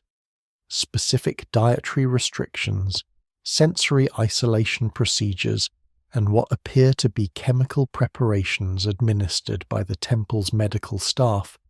described as adjusting the priest's perceptual capabilities to the conditions he would encounter underground. The recovery protocol described for the 7 days following the priest's return to the surface is equally specific. Gradual reintroduction of normal sensory conditions, specific dietary and herbal interventions, and mandatory periods of dictation during which the priest recounted his experiences to scribes. This procedural framework, with its emphasis on preparation for altered perceptual states and subsequent careful documentation, is not consistent with a symbolic religious exercise. It is consistent with a protocol designed to optimize the cognitive functioning of an individual undergoing experiences that would be difficult to communicate accurately without careful institutional support structures. The preparatory regimen described in the first tablet begins 7 days before the descent itself, creating a total institutional engagement period of 21 days surrounding the actual underground portion. The dietary component of the preparation involves restrictions that the text specifies using the vocabulary of Sumerian medical prescription rather than religious purity law, a distinction that matters significantly for interpretation. Religious purity restrictions in the Sumerian corpus typically employ formulaic language about what is forbidden and what is permitted in relation to divine presence. The dietary language in the descent preparation section employs the prescriptive terminology of the Nippur medical tablets, specifying foods that strengthen specific physiological capacities and prohibiting foods that impair them in the same technical register used elsewhere in the corpus for preoperative dietary management in surgical contexts. The specific foods prohibited include several high in what modern nutritional biochemistry would identify as compounds affecting gastrointestinal motility and atmospheric gas production, suggesting the dietary restrictions served a practical purpose related to the atmospheric conditions of the underground environment rather than a symbolic purpose related to ritual purity. The sensory isolation component of the preparation is described in the first tablet as beginning 3 days before the descent and intensifying progressively. The priest is housed in a chamber the text characterizes as having reduced light, reduced sound, and regulated temperature, conditions that modern perceptual psychology identifies as promoting heightened sensitivity to subsequent environmental stimuli through the mechanism of sensory baseline reduction. Joanne Scurlock of Elmhurst College, whose 2004 publication on Mesopotamian medical and magical practices included an examination of altered state induction techniques in Sumerian texts, noted that the sensory reduction protocol described in the descent tablets employs the same procedural sequence as perceptual preparation techniques documented in the Assyrian and Babylonian ritual corpus, but that the descent tablet version is more extensive and more technically specific than any other instance she had encountered in the Mesopotamian literature. The chemical preparations administered by the temple medical staff during the preparation period are described using pharmaceutical terminology that includes 3 identifiable plant compound designations and 1 mineral compound designation, the latter matching a metallic salt appearing in the Nippur Pharmaceutical Archive in connection with what the texts describe as the clarification of inner perception. The 7-day structure of the descent itself corresponds not to the 7-level architecture of the underground complex in any simple one-to-one mapping, but to a schedule that the first tablet describes with calendar precision. The priest spent approximately half of the first day in transition and initial assessment at the upper levels. The second and third days were allocated to the mathematical archive, where the volume of material warranted extended engagement. The fourth day was divided between the astronomical chamber and the biological archive. The fifth day was dedicated entirely to the speaking stone chamber and the communication protocols it required, suggesting the operational window for those devices was temporally constrained in a way that necessitated allocating maximum available time to that level. The 6th day was spent at the surgical chamber, where the procedures the text describes as being demonstrated to the priest required extended observation and what the first tablet characterizes as physical participation in modified form. The 7th day was allocated entirely to the 7th chamber and its occupants, whose structured information transfer consumed the full available period. This schedule is not a symbolic progression through sacred numerical stations. It is an itinerary, planned in advance, allocating time according to the operational requirements of each facility. The recovery protocol that follows the priest's return is as institutionally specific as the preparation regimen that preceded it. The 7 days of recovery are divided into 3 distinct phases. The first 2 days involve complete sensory management, with the priest housed in conditions matching the preparation isolation chamber and given only the prescribed pharmaceutical compounds and restricted dietary items. The 3rd and 4th days involve what the text describes as the graduated return of the world, a progressive reintroduction of normal sensory conditions in the sequence: controlled light, then controlled sound, then unfiltered air, then normal temperature variation, then full sensory environment. The 5th through 7th days are designated as the days of speaking, during which the priest dictates his complete account to specialist scribes, who are identified in the text as trained in the reception of difficult transmissions, a designation appearing nowhere else in the Nippur scribal tradition, and suggesting a subspecialty of scribal practice focused specifically on recording accounts from returning descent practitioners. The mandatory period of structured dictation during cognitive recovery, with specialist scribes trained for this specific purpose, is the institutional signature of a documentation system designed to extract maximum accurate information from an experience whose unusual perceptual conditions would otherwise make reliable recall increasingly difficult with each passing day. 7 days was not a sacred number chosen for symbolic resonance. It was the operational time period determined by the complex's architecture, the procedural requirements of each level, and the physiological constraints of the human nervous system undergoing the documented preparation and recovery protocol.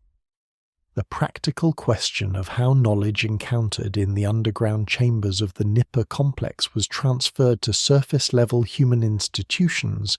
receives more attention in the descent tablets than might be expected from texts classified as religious mythology. Both documents contain specific passages regarding authorized methods for knowledge transfer from the underground to the temple administration above, organized around the principle that different categories of knowledge require different transmission protocols to ensure accurate reproduction and appropriate restriction of access. Mathematical knowledge was transferred through physical models the priest was permitted to bring to the surface, geometric solids, numerical demonstration devices, and proportion tools that embodied specific relationships without requiring verbal transmission of underlying principles. Astronomical knowledge was transferred through memorized numerical sequences dictated to specialist scribes trained to receive and verify such transmissions. Medical knowledge was transferred through direct demonstration, with the beings of the 7th chamber appearing in the upper levels of the complex during the final hours of the descent to instruct temple physicians in specific procedures under direct hands-on conditions. The differentiated transfer protocols described in the tablets imply that the beings inhabiting the underground complex understood human memory and institutional limitations, and designed their knowledge transfer methods to accommodate rather than work against those limitations. The physical models authorized for surface transfer are described in the second tablet, with an inventory precision that distinguishes them clearly from ceremonial objects. The geometric solids brought up from the second-level mathematical archive are specified by their Sumerian designations in terms that Assyriologist Eleanor Robson of University College London identified in her 2008 study of Mesopotamian mathematical traditions as corresponding to a complete set of Platonic solids and their truncated derivatives, a classification of three-dimensional geometric forms that the Western scholarly tradition credits to the Greek mathematician Theaetetus, working in the 4th century BC. The presence of a complete Platonic solid, set in a sealed underground archive whose preservation context predates Theaetetus by a minimum of 2,000 years, and potentially by considerably more, requires either a fundamental revision of the history of geometry or an explanation for how these forms were preserved in a Mesopotamian underground complex and subsequently rediscovered independently in classical Greece. The proportion tools brought up from the second level are described as implements that demonstrate harmonic relationships in physical rather than symbolic form, including what the text identifies as the rod of the counted proportions, a measuring device calibrated to encode the fundamental ratios of the 7-domain knowledge taxonomy into its physical divisions. The parallel with the Egyptian royal cubit, a measuring instrument known to encode geometric and astronomical constants in its divisional structure, is not coincidental if both instruments derive from the same underlying knowledge system. The verification procedures applied to the astronomical knowledge transferred through memorized numerical sequences reveal the institutional seriousness with which the Ekur temple administration treated the accuracy of this information. The first tablet describes the dictation sessions with specialist scribes in terms that emphasize cross-checking as a primary procedural requirement. 2 independent scribes recorded each numerical sequence separately, and a third scribe compared the 2 independent records before the transmission was considered complete. Any discrepancy between the 2 primary records required the priest to repeat the relevant sequence from memory until both scribes produced identical transcriptions. The specialist scribes designated for this function are identified in the first tablet by a title, Dub-Sar-an-Na, meaning scribe of heaven, that appears in only a handful of other Nippur documents, consistently in context suggesting a subspecialty of the scribal profession focused specifically on receiving and verifying astronomical numerical transmissions. The existence of a dedicated scribal subspecialty trained for this specific function implies that the astronomical knowledge transfer from the underground complex to the surface administration occurred with sufficient regularity to justify the institutional investment of training and maintaining a cadre of specialist verifiers. The descent documented in CBS 14,671 was not a unique event being served by improvised procedures.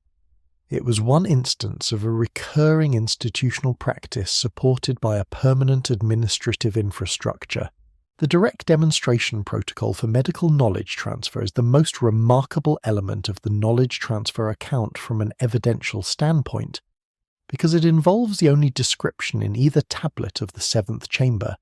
beings operating outside the underground complex. The first tablet describes the final hours of the 7th day as involving not only the conclusion of the information transfer session with the beings in the 7th chamber, but also a movement of the beings themselves upward through the complex to the level immediately below the surface, where temple physicians designated in advance for this purpose were waiting. What the text describes in the vocabulary of a procedural event was a clinical demonstration session conducted by the beings of the 7th chamber for human medical practitioners, involving direct instruction in surgical techniques using the instruments described in the second tablet's 6th level inventory. The physician recipients of this demonstration are identified in the first tablet by their institutional titles within the Ekur temple medical establishment, and their names appear independently in administrative tablets recovered from the same excavation context, establishing them as historical individuals within the temple's documented personnel rather than narrative constructs. The beings agreed to demonstrate medical procedures directly to human practitioners rather than transmitting procedural descriptions through the priest intermediary, a choice the text presents without elaboration, as having been made by the beings themselves based on their assessment of what the medical knowledge required for accurate transmission. The circumstances under which CBS 14671 and its companion document were originally sealed in the cedar-lined panel beneath the Ekur complex represent one of the most informative aspects of the entire account. The mineralogical and stratigraphic evidence places the sealing event in the late Uruk period, approximately 3200 to 3000 BC. Preceding the tablet's apparent composition period by several centuries, and suggesting the physical tablets were copies of earlier originals produced and then immediately sealed as part of a deliberate archiving strategy, rather than hidden in response to a specific threat. The question of why tablets would be copied and immediately sealed rather than retained for active institutional use receives a partial answer from administrative documents recovered alongside them in the same subchamber. Several of these companion texts describe changes to the organizational structure of the Ekur temple complex, in terms suggesting the specific priestly office designated by the title lu-kalam-ma Antikythera was being formally discontinued. The office was ended. The tablets documenting its most significant exercise were sealed below the temple, whose administration had authorized that exercise, placed in a location and preservation context designed to ensure their survival across an indefinite period with no expectation of imminent retrieval. The companion administrative documents recovered from the cedar-lined panel alongside the descent tablets represent in many ways the most significant contextual evidence for understanding the sealing event's institutional meaning. These documents, catalogued as CBS 14,673 through CBS 14,681 in the University Museum collection, consist primarily of organizational records for the Ekur temple complex that describe a formal restructuring of the temple hierarchy. Assyriologist Samuel Noah Kramer, examining these companion texts in the early 1950s, characterized them in his unpublished correspondence with Thorkild Jacobson as describing what amounted to an administrative dissolution of the most sensitive tier of the temple's priestly structure. The documents do not describe the office of the lu-kalam-ma Antikythera as having been abolished for disciplinary reasons, or following the death of the last incumbent without a designated successor. They describe it as having fulfilled its purpose, a phrase that in the Sumerian administrative register indicates an office whose institutional mission had been formally declared complete, and whose operational mandate was therefore concluded according to plan rather than terminated prematurely. The deliberateness of the sealing procedure, as evidenced by the material characteristics of the cedar panel and its compound, speaks to an institutional mindset operating on timescales far longer than normal administrative planning horizons. The preservation compound's antimicrobial properties, identified through gas chromatography by Walter André at the Free University of Berlin in 1961, as including antimony trisulfide in a formulation appearing nowhere else in the Mesopotamian archaeological record, was not necessary for preservation across the years or decades that normal archival storage contemplated. Its application indicates an expectation of preservation across centuries at minimum and possibly across millennia. The cedar timber itself, at a transportation cost from Lebanon or the Amani ranges representing a significant institutional expenditure, was selected specifically for its documented long-duration preservation properties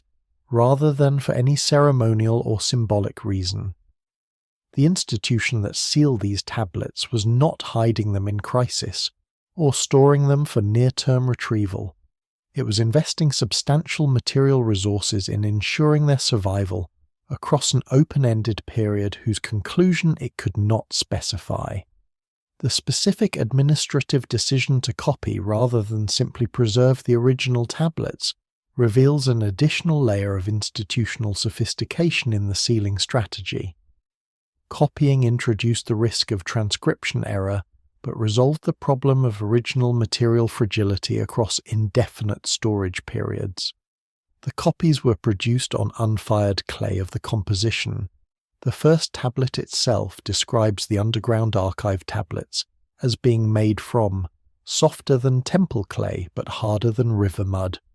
a material description corresponding to what modern ceramic analysis identifies as a low-temperature fired clay matrix, with specific mineral additions that slow surface degradation without producing the brittleness characteristic of high-temperature firing. The choice to produce copies on this specific material rather than the standard fired clay of Ur III Temple administration tablets suggests the copying was performed with awareness of the underground archive's own preservation standards, applying the same material principles that had maintained the archive tablets themselves across an already extended period. The physical investigation of the underground structures described in the Nippur descent tablets entered a new phase in 2012 when a joint team from the Iraqi State Board of Antiquities and Heritage and the German Archaeological Institute conducted a systematic ground-penetrating radar survey of the Ekur temple precinct, using equipment capable of resolving subsurface features at depths exceeding 20 meters. The survey produced results that challenged the prevailing assumption that underground spaces beneath the Nippur temple complex were fully documented in the University of Pennsylvania expedition records from 1888 to 1900. The 2012 radar data revealed multiple subsurface voids at depths below previously excavated levels, with the deepest anomaly appearing at approximately 15 meters below current ground level. The pattern of these voids, when mapped in 3 dimensions, produces a configuration matching the descent tablet's architectural descriptions with a correspondence that goes beyond coincidence. The alternating zones of dense material and open space at regular depth intervals correspond to threshold descriptions in CBS 14671. The survey report published in the journal Iraq in 2014 by team lead archaeologist Michael Dante and co-investigator Wouter Henkelmann acknowledged the correspondence between the radar anomalies and the descent tablet descriptions without drawing the conclusion that the correspondence implies. The ground-penetrating radar technology deployed in the 2012 survey represented a significant advance over previous subsurface investigation methods available to earlier Nippur excavations. The system employed by the joint Iraqi-German team used a multi-frequency array operating at frequencies between 200 and 900 MHz, providing resolution sufficient to distinguish individual features at depths approaching 20 meters and to differentiate between void spaces, dense stone fills, and intermediate density materials including the bitumen and gypsum compound used to seal the threshold zones described in the first descent tablet. The survey covered an area of approximately 8,000 square meters within the Ekur precinct,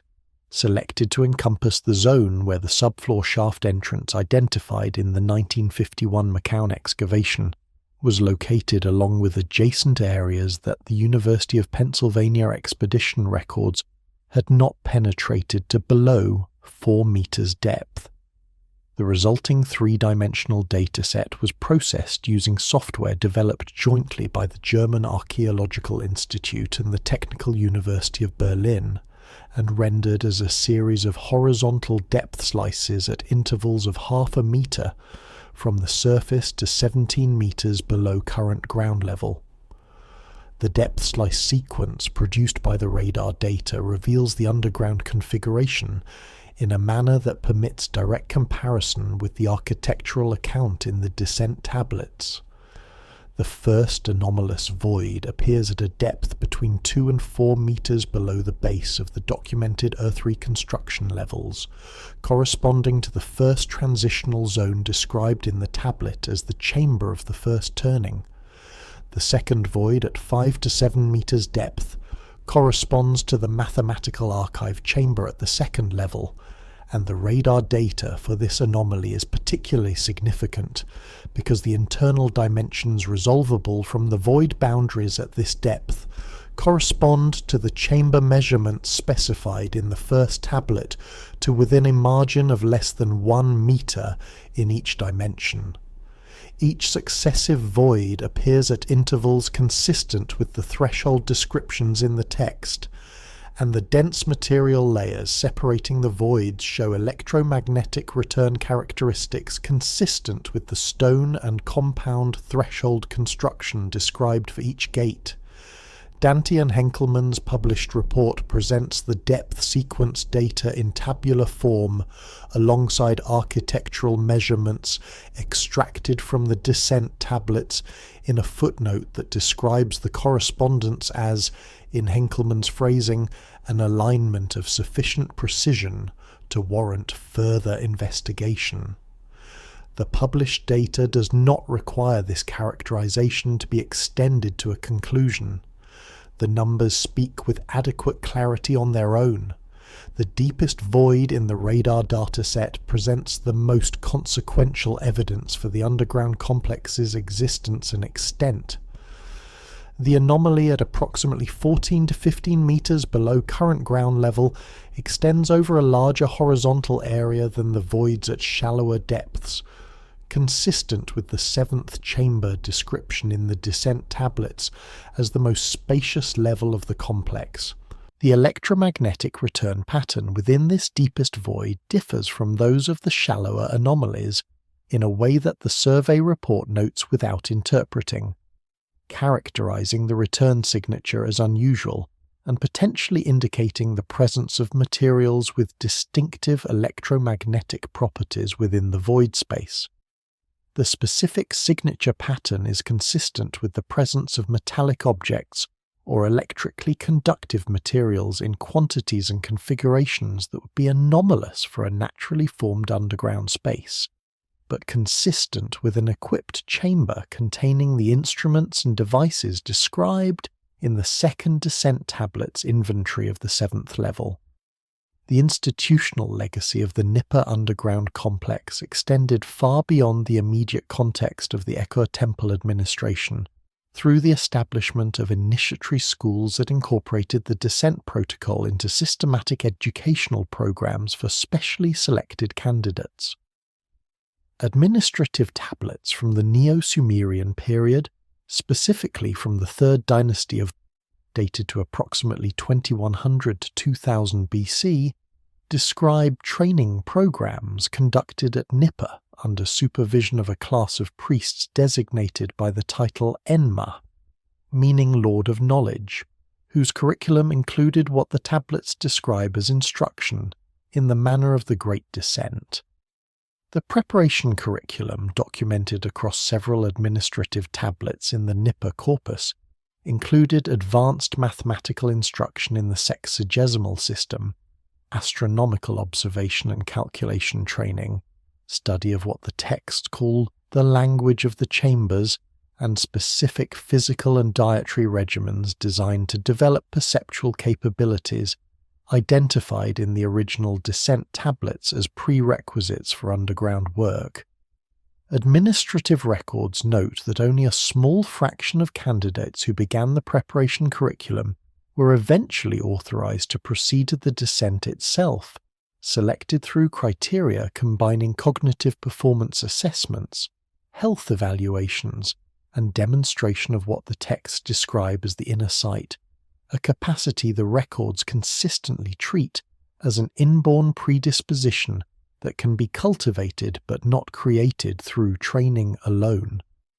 The administrative tablets documenting the Enmar training program at Nippur are distributed across a span of approximately 300 years within the 3rd dynasty of Ur and subsequent Isin-Lhasa period, indicating that the initiatory school operated continuously across multiple generations and several major political transitions, maintaining its curriculum and admission standards through changes in royal patronage and temple administration. The consistency of the curriculum description across tablets separated by as much as 2 centuries of institutional history argues against the program being a short-lived experiment or a response to a specific institutional crisis. The Enma School at Nippur was a permanent institution with established procedures, and the descent to the underground complex was the culminating experience of its most advanced educational track, rather than an exceptional or emergency event. The cognitive assessment procedures described in the administrative tablets are among the most practically specific elements of the Enma curriculum documentation and deserve sustained attention from researchers in the history of education and cognitive science. The assessments combined quantitative performance testing in the mathematical and astronomical domains with qualitative evaluations conducted by senior Enma priests who had themselves completed the full curriculum. The quantitative components required candidates to demonstrate accuracy in base 60 calculations to specified levels of precision, to reproduce planetary position sequences from memory after single presentation, and to identify mineral compounds by sensory characteristics alone using a vocabulary that matched the technical designations appearing in the descent tablet's chemical descriptions. The qualitative component was described in the administrative records using language that resists straightforward translation, but that multiple Assyriologists, including Jacobson in his 1958 correspondence, and subsequently Francesca Rochberg in her 2007 study, have interpreted as designating a form of perceptual sensitivity to environmental conditions that exceeded normal human sensory range, a capacity that the records treat as identifiable through standardized evaluation by appropriately trained assessors.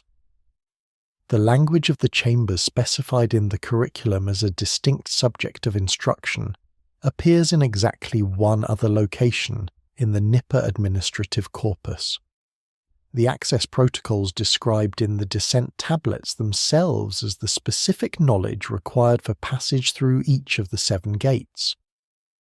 The Enmar curriculum was not providing general education in Sumerian scholarly traditions. It was providing specific preparation for a specific function, teaching the knowledge required to pass through the underground complex's access control system to candidates who had demonstrated sufficient baseline capability to benefit from that preparation.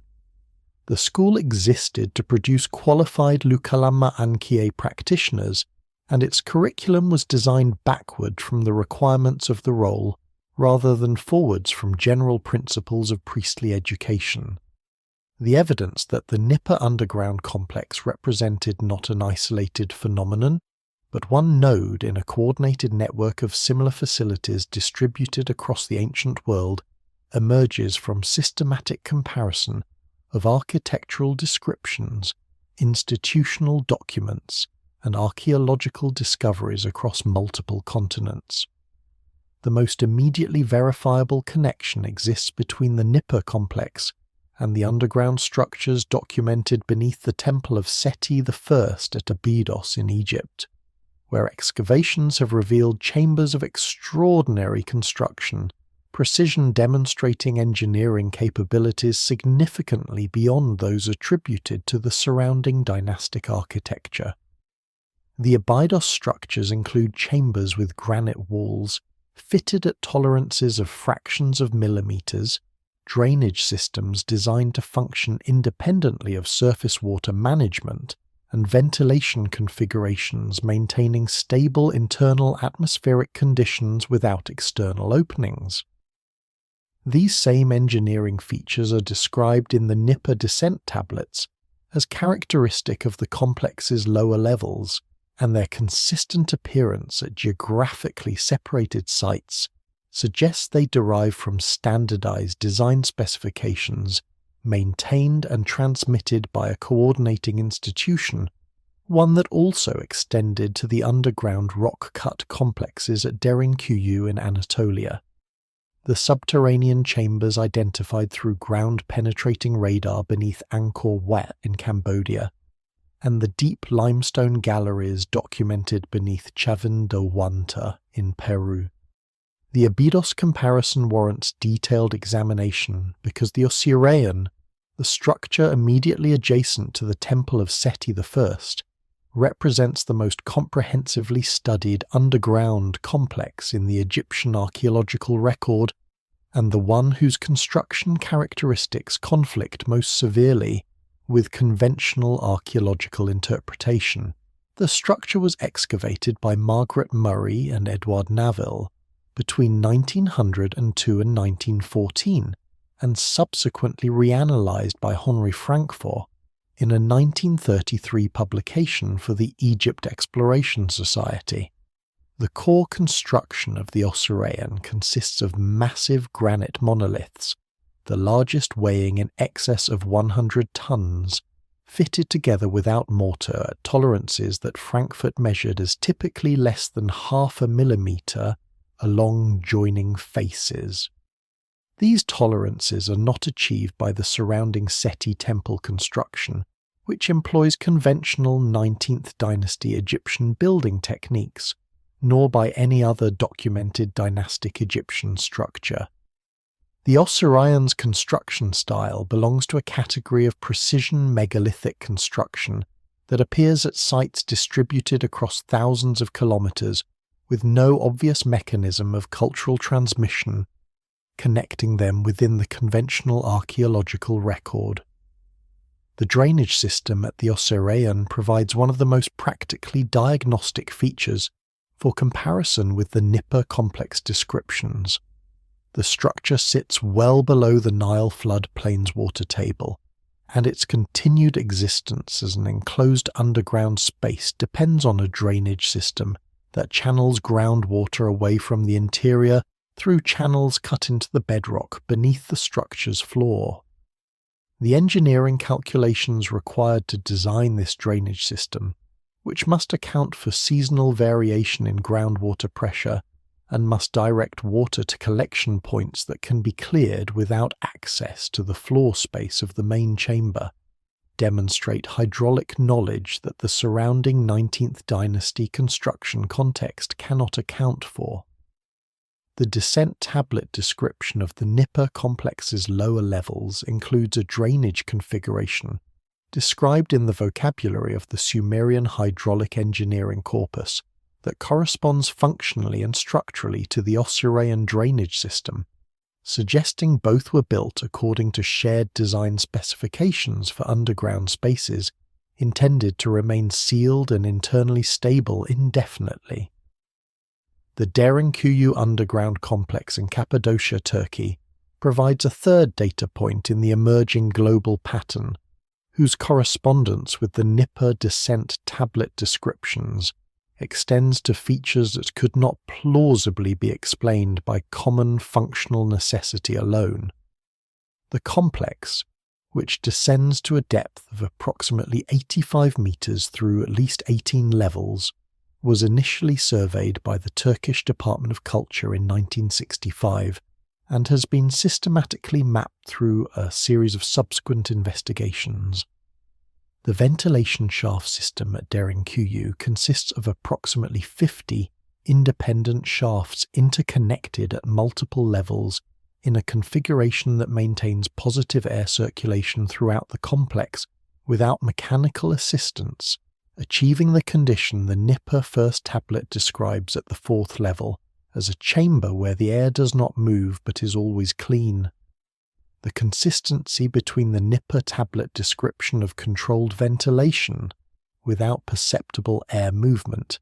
and the engineering solution achieved at Derinkuyu suggests not parallel independent development of similar solutions to similar problems,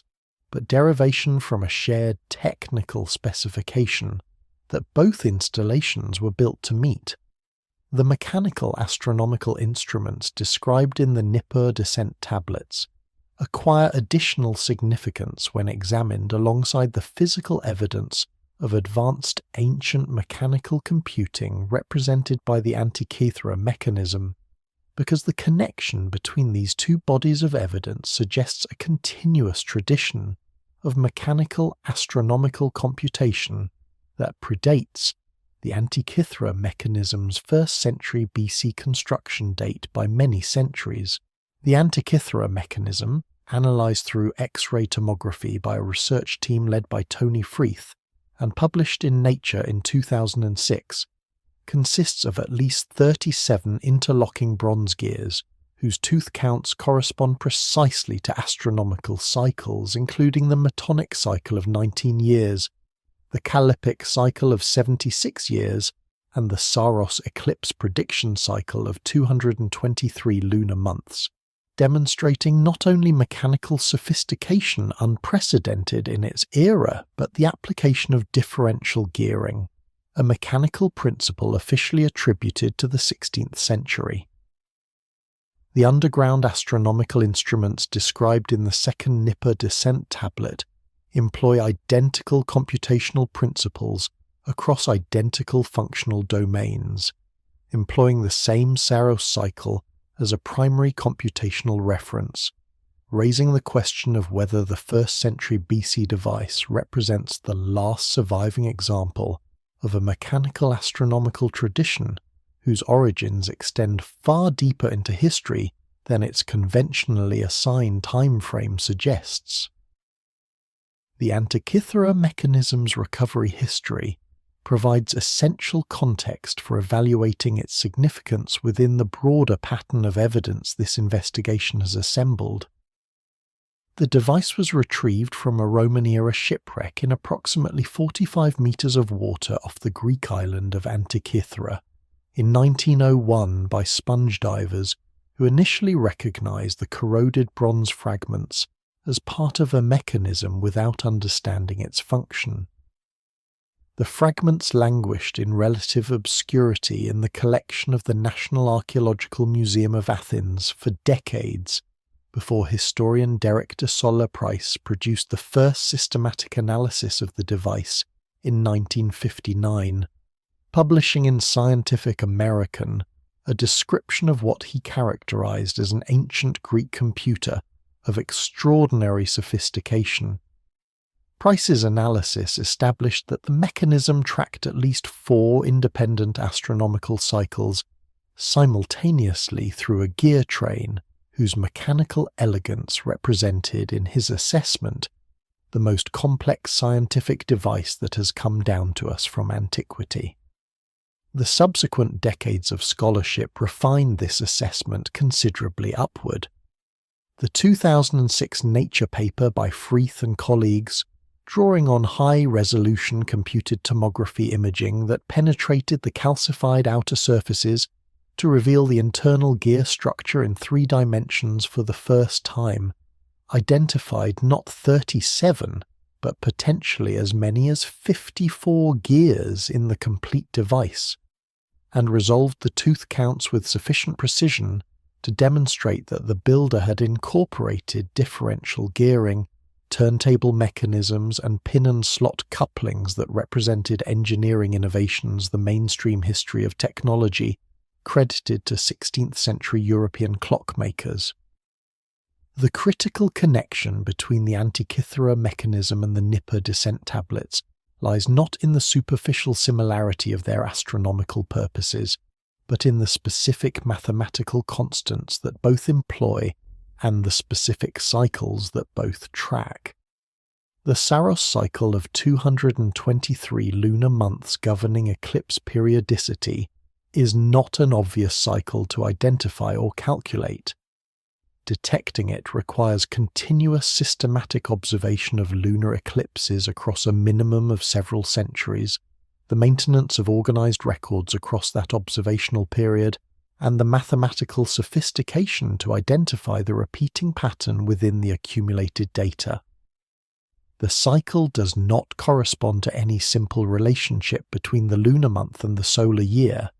requiring instead the recognition that after 223 synodic months, the relationships between the lunar cycle, the solar year, and the lunar nodal cycle return to near-identical configurations that produce a repeat of observable eclipse conditions. The presence of this specific cycle as a primary computational reference in both the 1st century BC Antikythera mechanism and the late Uruk period underground archive described in the Nippur descent tablets indicates not parallel independent discovery, but shared knowledge lineage. Historian of science Alexander Jones of New York University, whose comprehensive analysis of the Antikythera mechanism's inscribed text was published in the journal Almagest in 2017, established that the device's eclipse prediction dial incorporated a correction scheme based on the anomalistic month, the period of the Moon's orbit relative to its perigee, that enabled it to distinguish between eclipses of different magnitudes according to the Moon's distance from Earth at the moment of eclipse. This level of lunar orbital sophistication requires not only centuries of eclipse observation, but mathematical modelling of the Moon's variable orbital velocity, a problem that the mainstream history of mathematical astronomy attributes to the Greek astronomer Hipparchus working in the 2nd century BC. Jones's analysis placed the Antikythera mechanism's astronomical sophistication at or above the level of Hipparchus, while noting that the device's construction predated Hipparchus by approximately a century, creating a chronological problem that his published analysis acknowledged without resolving. The Nippur descent tablet's description of a 7th disk tracking what the text calls the Great Turning, the precessional cycle of 25,920 years, extends the astronomical sophistication of the underground complex's instruments beyond even the Antikythera mechanism's demonstrated capabilities, to a phenomenon that requires not centuries but millennia of continuous observation to detect and calculate with precision. The tradition of mechanical astronomical computation connecting the Nippur underground instruments to the Antikythera mechanism finds additional support in a small number of other ancient artifacts whose mechanical sophistication has generated similar scholarly discomfort. The Byzantine sundial calendar discovered at the archaeological site of Stabiae near Pompeii, housed in the Museo Nazionale in Naples, and catalogued as Inventory number 89,143, incorporates a gear mechanism that demonstrates the same differential principle identified in the Antikythera device, predating the mechanism by approximately 2 centuries. The Byzantine astronomical calendar preserved in the manuscript collection of the Bodleian Library at Oxford, catalogued as MS Canon Misc 229 and dating to the 14th century AD, contains descriptions of mechanical astronomical devices that its text explicitly characterizes as reproductions of ancient devices preserved in temple archives, providing a documentary link between the medieval, mechanical, astronomical tradition and institutional preservation of pre-classical knowledge systems. The cumulative evidence of the Nippur underground instruments, the Antikythera mechanism, and the Byzantine device chain suggest that mechanical astronomical computing was not invented by Hellenistic Greek craftsmen, but was inherited from a tradition of considerable antiquity, preserved through exactly the type of institutional archive that the Nippur descent tablets document.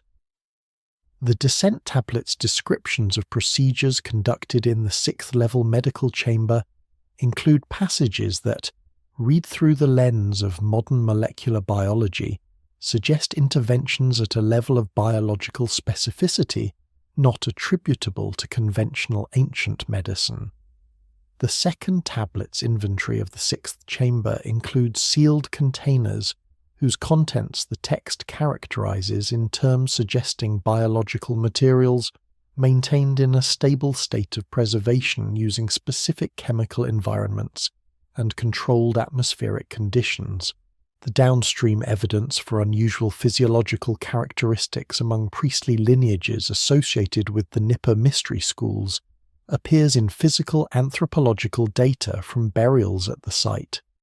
Skeletal analysis conducted by physical anthropologist Thayer Mollison on Nippur burial populations published in the Journal of Archaeological Science in 1993 identified a subgroup within the burial record showing consistent osteological differences from the general population, including cranial capacity measurements, bone density profiles, and dental morphology patterns, placing them outside the normal variation range for the surrounding human population. This subgroup corresponds chronologically and spatially with administrative records documenting the priestly office of the one who stands between heaven and earth, suggesting a biological legacy associated with the descent tradition that extended across multiple generations of practitioners and that finds echoes in similar skeletal anomaly clusters identified at Abydos, Byblos, and the Indus Valley site of Mohenjo-Daro. Mollison's analysis, which encompassed 412 individual skeletal specimens from the Nippur burial record spanning the Earth-3 through Old Babylonian periods, identified the anomalous subgroup through a cluster analysis procedure that grouped individuals according to 16 distinct osteological variables. The anomalous cluster of 47 individuals showed statistically significant divergence from the general burial population across 9 of these 16 variables simultaneously, a degree of multivariable divergence that Mollison characterized in her published analysis as exceeding the normal range of intrapopulation variation within any single characteristic, while simultaneously exceeding it across multiple characteristics in the same direction. The direction of divergence was consistent across the cluster, increased cranial capacity averaging approximately 9% above the population mean, increased overall bone density averaging approximately 12% above the population mean, and dental morphology patterns that Mollison associated with a population of distinct geographic or biological origin. The cluster's spatial distribution within the Nippur burial record concentrated the anomalous individuals in a specific cemetery precinct adjacent to the Ekur temple complex's administrative buildings, and their chronological distribution corresponded to the administrative period during which the tablets documenting the office of the lu-kalam-ma Ankiya were most densely represented in the archive. The connection between the 6th level medical chamber procedures and the physiological characteristics of this burial subgroup requires consideration of what the second tablet's inventory actually describes as being done in that chamber. The surgical and pharmaceutical interventions documented in the 6th level inventory are not presented as therapeutic procedures for injured or ill patients. They are presented as modification procedures applied to individuals who are described in the text as having been selected for preparation, using the same administrative vocabulary employed elsewhere in both tablets for the selection of candidates for the underground descent. The procedures encompass cranial interventions whose described instruments and technique correspond to precision neurosurgery, pharmaceutical administration protocols whose described compounds include agents characterized as enhancing the capacity for inner perception, and what the text identifies as the adjustment of the blood's composition, using mineral preparations applied through methods the text describes as both direct and indirect. Each of these three categories of intervention corresponds, in the most conservative possible reading, to procedures that would produce detectable effects on the skeletal record. Cranial procedures leave marks on bone. Long-term pharmaceutical regimens affect bone density and dental development, and mineral-based blood composition adjustments affect calcium and mineral deposition in bone tissue across extended treatment periods. The parallel skeletal anomaly clusters identified at Abydos, Byblos, and Mohenjo-Daro extend this pattern across the geographical range of sites associated with the underground knowledge network this investigation has assembled. The Abydos anomalous burial cluster was identified by physical anthropologist Eugen Struhal of Charles University Prague in a 1977 publication in the journal Anthropology, encompassing skeletal specimens from the pre-dynastic cemetery site designated Cemetery U at Abydos. Struhal's cluster showed the same multivariable osteological divergence pattern that Mollison identified at Nippur, concentrated in individuals buried with grave goods suggesting high institutional status. The Byblos anomalous cluster, identified by French physical anthropologist Henri-Victor Valois in material from the 1922 to 1924 excavations conducted by Pierre Montet, showed similar cranial capacity divergence in a subgroup of the city's early Bronze Age burial population. The Mohenjo-Daro material, analyzed by Kenneth Kennedy of Cornell University in a study published in 1984, identified cranial divergence in a specific subgroup of skeletons from the site's HR area, a zone of the city associated with administrative rather than residential functions. The consistent pattern of osteological anomalies in institutionally associated burial subgroups across 4 geographically separated sites connected by the evidence of underground archive networks represents a biological signature of sufficient specificity to indicate shared causative factors, and the only causative factors for which this investigation has found documented evidence are the modification procedures described in the second descent tablet's inventory of the 6th level chamber. The mathematical relationships embedded in the architectural descriptions of the Nippur underground complex, as recorded in both descent tablets, reveal a systematic encoding of numerical constants that appear independently in the Mesopotamian astronomical corpus, suggesting the complex's design was not merely a functional construction, but a physical embodiment of specific mathematical principles. The dimensions specified in both tablets for each of the 7-level chambers follow a consistent proportional relationship, each successive chamber larger than the one above by a factor that, when expressed in the sexagesimal system, produces a ratio of 1 to 1.618, the figure that modern mathematics identifies as the golden ratio, and represents as the limit of the Fibonacci sequence divided by its predecessor term. This ratio appears in the design of the Parthenon, the Great Pyramid of Giza, and numerous other ancient architectural monuments, typically attributed to Greek mathematical discovery.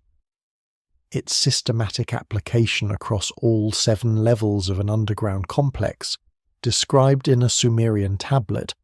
places it in a tradition significantly older than Greek mathematics, and the second tablet makes the encoding explicit in a passage describing the proportions of these chambers as not the proportions of builders, but the proportions of the heavens pressed into stone. the counted relationships of light made solid for those who know how to read what stone says. The golden ratio's appearance in the Nippur underground complex dimensions requires examination of both the mathematical specificity of the relationship and the broader context in which it appears across the ancient architectural record. The ratio approximately 1 to 1.618 is not a round number in the Sumerian sexagesimal system, nor does it correspond to any simple fraction that would arise naturally in construction planning. Its emergence as a consistent proportional relationship across all 7 levels of the underground complex, specified in the tablets with the numerical precision characteristic of the administrative inventory sections, indicates deliberate mathematical encoding rather than aesthetic preference or constructional convenience. The tablets specify each chamber's dimensions in the Sumerian measurement units of the nindan and the cubit, providing length, width, and height for each of the 7 levels in a sequence that, when converted to modern decimal notation and compared level by level, produces the golden ratio relationship at each transition, with a precision that falls within the half-cubit measurement tolerance indicated by the text's rounding conventions. The significance of this encoding becomes clearer when examined alongside other numerical constants embedded in the complex's dimensional specifications. The height-to-width ratio of the first-level chamber, expressed in the tablet's own terms as the proportion of the first chamber, produces a value of approximately 0.714, which is 1 divided by the square root of 2, a relationship that appears in the proportional systems of Egyptian sacred architecture and in the layout of Stonehenge's central trilithon.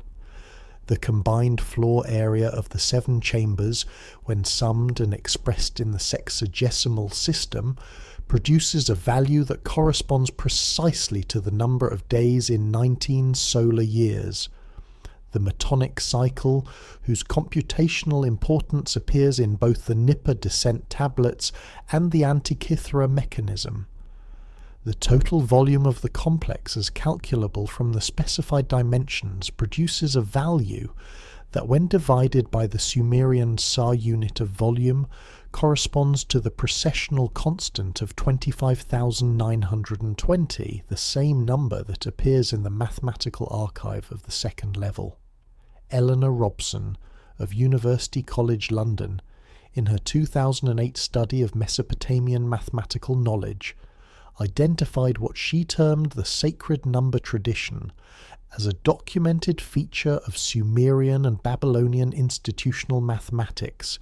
in which specific numerical relationships were intentionally embedded in architectural dimensions as a form of encoded knowledge storage. Robson's analysis focused on administrative buildings and temple structures from the Year 3 period, in which proportional relationships embedded in recorded dimensions could be demonstrated to encode astronomical constants. The Nippur underground complex, as described in the descent tablets, represents this tradition carried to a far more systematic and sophisticated degree, with every spatial dimension of a 7-level underground installation coordinated to embody the same network of mathematical relationships that governed the astronomical instruments at the 3rd level and the precessional archive at the 2nd level. The complex was not designed by builders working from practical construction requirements. It was designed by mathematicians working from a comprehensive theory of the relationship between spatial proportion and cosmic order, encoding that theory in 3-dimensional stone so that any sufficiently trained observer could read the cosmos in the walls surrounding them. The evidence that the Nippur descent described in CBS 14,671 was not a unique event, but the documented instance of a recurring institutional practice emerges from administrative records spanning several centuries of the temple complex's history. The Nippur archive contains references to the office of the one who stands between heaven and earth, in texts distributed across the Ur-3 period, the Isin-Lhasa period, and the early Old Babylonian period, a span of approximately 300 years during which the administrative record suggests the descent protocol was conducted at irregular but documented intervals under specific authorizing conditions. The conditions that authorized a descent were not routine or calendar-based, but were triggered by specific circumstances, the appearance of particular celestial configurations, the occurrence of environmental conditions matching threshold criteria, specified in what the tablets call the ancient instructions, and occasionally by what the records describe as a signal from below. This last category is the most significant. Multiple administrative tablets in the Nippur archive describe instances in which authorization for a descent was initiated not by surface-level temple administration, but by a communication from the underground indicating the beings in the seventh chamber wished to make contact with surface administration, implying the underground complex was not merely a repository of stored knowledge, but a continuing operational facility inhabited by beings maintaining their own agenda regarding when and how surface humanity should be contacted. The administrative documentation of triggered descents spans a minimum of 11 separately referenced occasions in the Nippur archive,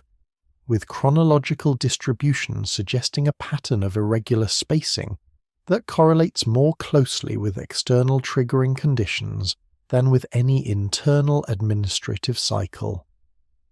The earliest referenced descent in texts that post-date the sealing of CBS 14,671 is mentioned in an Ur-3 administrative tablet catalogued as N 4722, which records the expenditure of specific provisions and pharmaceutical preparations associated with what the text identifies as the preparation of the appointed one for the great below. The provisions list matches in detail the preparation protocol described in the first descent tablet, confirming that the same procedural framework was in use centuries after the apparent composition date of the descent documents.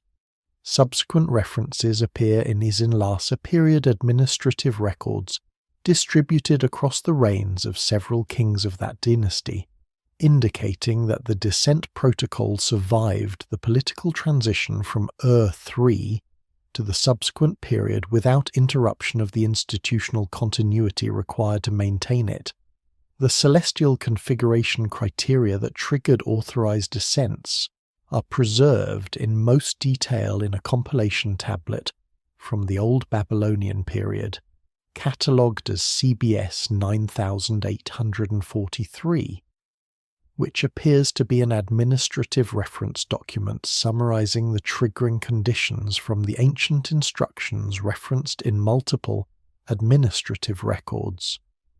This document identifies 7 distinct celestial configurations that could individually or in combination authorize a descent, including conjunctions of specific planets, particular positions of the moon relative to identified star groups, and what it characterizes as the appearance of the moving star in the way of Enlil, a designation that in the astronomical context of the document cannot be convincingly identified as any known natural celestial phenomenon, but that appears in identical language in the Ziggurat Observatory text from Babylon, describing monitoring of departure route phenomena. The presence of this specific trigger among the authorized descent conditions implies that the signal from below, described as initiating certain descents, was not a randomly timed communication, but was itself coordinated with or responsive to celestial phenomena that both the underground beings and the surface administration were monitoring simultaneously. The institutional continuity required to maintain the descent protocol across 300 years of political change and dynastic succession deserves recognition as itself a form of evidence. The Nippur archive demonstrates that the descent protocol survived the collapse of the Ur-3 dynasty, the subsequent political fragmentation of the Isin-Lhasa period, and the early stages of Old Babylonian consolidation, while maintaining sufficient procedural consistency to be recognizable as the same institutional practice in administrative documents from all three periods.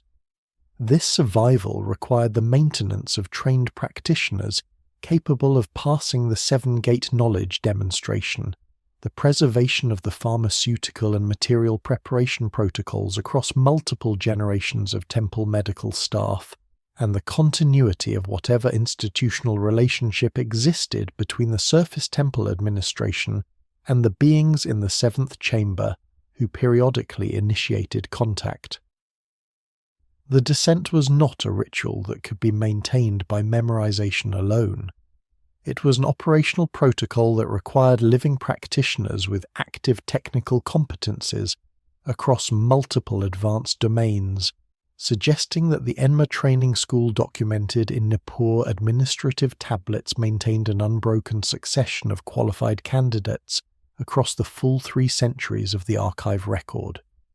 The final section of CBS 14672, the passage that completes the second tablet's account of the seventh chamber and the beings the priest encountered there, contains material that represents either the most significant ancient document regarding the true origins of human civilization ever recovered, or the most sophisticated mythological construction in the Sumerian corpus. The text's final section describes the beings of the seventh chamber, communicating to the priest specific information regarding the condition of human civilization, the timeline within which that civilization would need to develop specific capabilities, and the conditions under which the beings in the seventh chamber intended to make themselves known again. The second tablet's final lines, partially damaged but largely legible, describe the priest's ascent from the seventh chamber, carrying not physical objects but a complete set of memorized transmissions that the beings had specified must be delivered to temple administration in exact sequence and without modification. The text ends not with a ritual closing formula, but with a statement that translates as he came up from the depths knowing what the deep knows, and he spoke it all to those who waited above, and they wrote it down, and they sealed it below, and they waited for the time when it would be needed again. The translation of this closing statement has been contested across the 70 years of scholarly engagement with the text, with the primary disagreement centering on the phrase that Kramer initially rendered as the time when it would be needed again, and that subsequent translators have approached with varying degrees of interpretive caution. Jacobson preferred a rendering that emphasized temporal specificity, translating the final temporal clause as the appointed time of its requirement, drawing on the same administrative vocabulary of scheduled obligations that appears throughout the Nippur corpus to argue that the sealing was not indefinite, but was keyed to a specific anticipated future moment. Assyriologist Wilfred Lambert of the University of Birmingham, examining the phrase in his 1971 review of Nippur literary texts published in the journal Orientalia, identified the temporal construction as belonging to a category of Sumerian usage associated with contractual obligations that become due upon the occurrence of specified conditions, translating it provisionally as the time at which the conditions of its necessity are fulfilled. The 3 translations converge on the same substantive meaning, while differing in the precision with which they characterize the future moment. The text describes a sealed document intended for retrieval at a specific time, determined not by calendar calculation, but by the fulfillment of conditions that the document's sealers understood as defining its relevance. The specific information the beings communicated to the priest in the seventh chamber, as described in the second tablet's closing section, encompasses 3 distinct categories of transmission that the text distinguishes using different grammatical registers within the personal testimony section. The first category consists of what the text calls the account of the condition of the made world, a systematic description of the state of human civilization as assessed from the seventh chamber's vantage point. The second category consists of what the text identifies as the counted requirements, a specific list of capabilities and developments that the beings described as necessary before the conditions of contact between the underground and the surface could change. The third category is designated in the text as the signs of the appointed time, a set of observable conditions in the celestial, terrestrial, and human social domains, whose simultaneous occurrence would indicate that the timeline described in the second category had reached completion. It is this third category, the signs, that the text's final lines reference when they describe waiting for the time when it would be needed again. The seal tablets were not sealed until their contents should be accidentally rediscovered.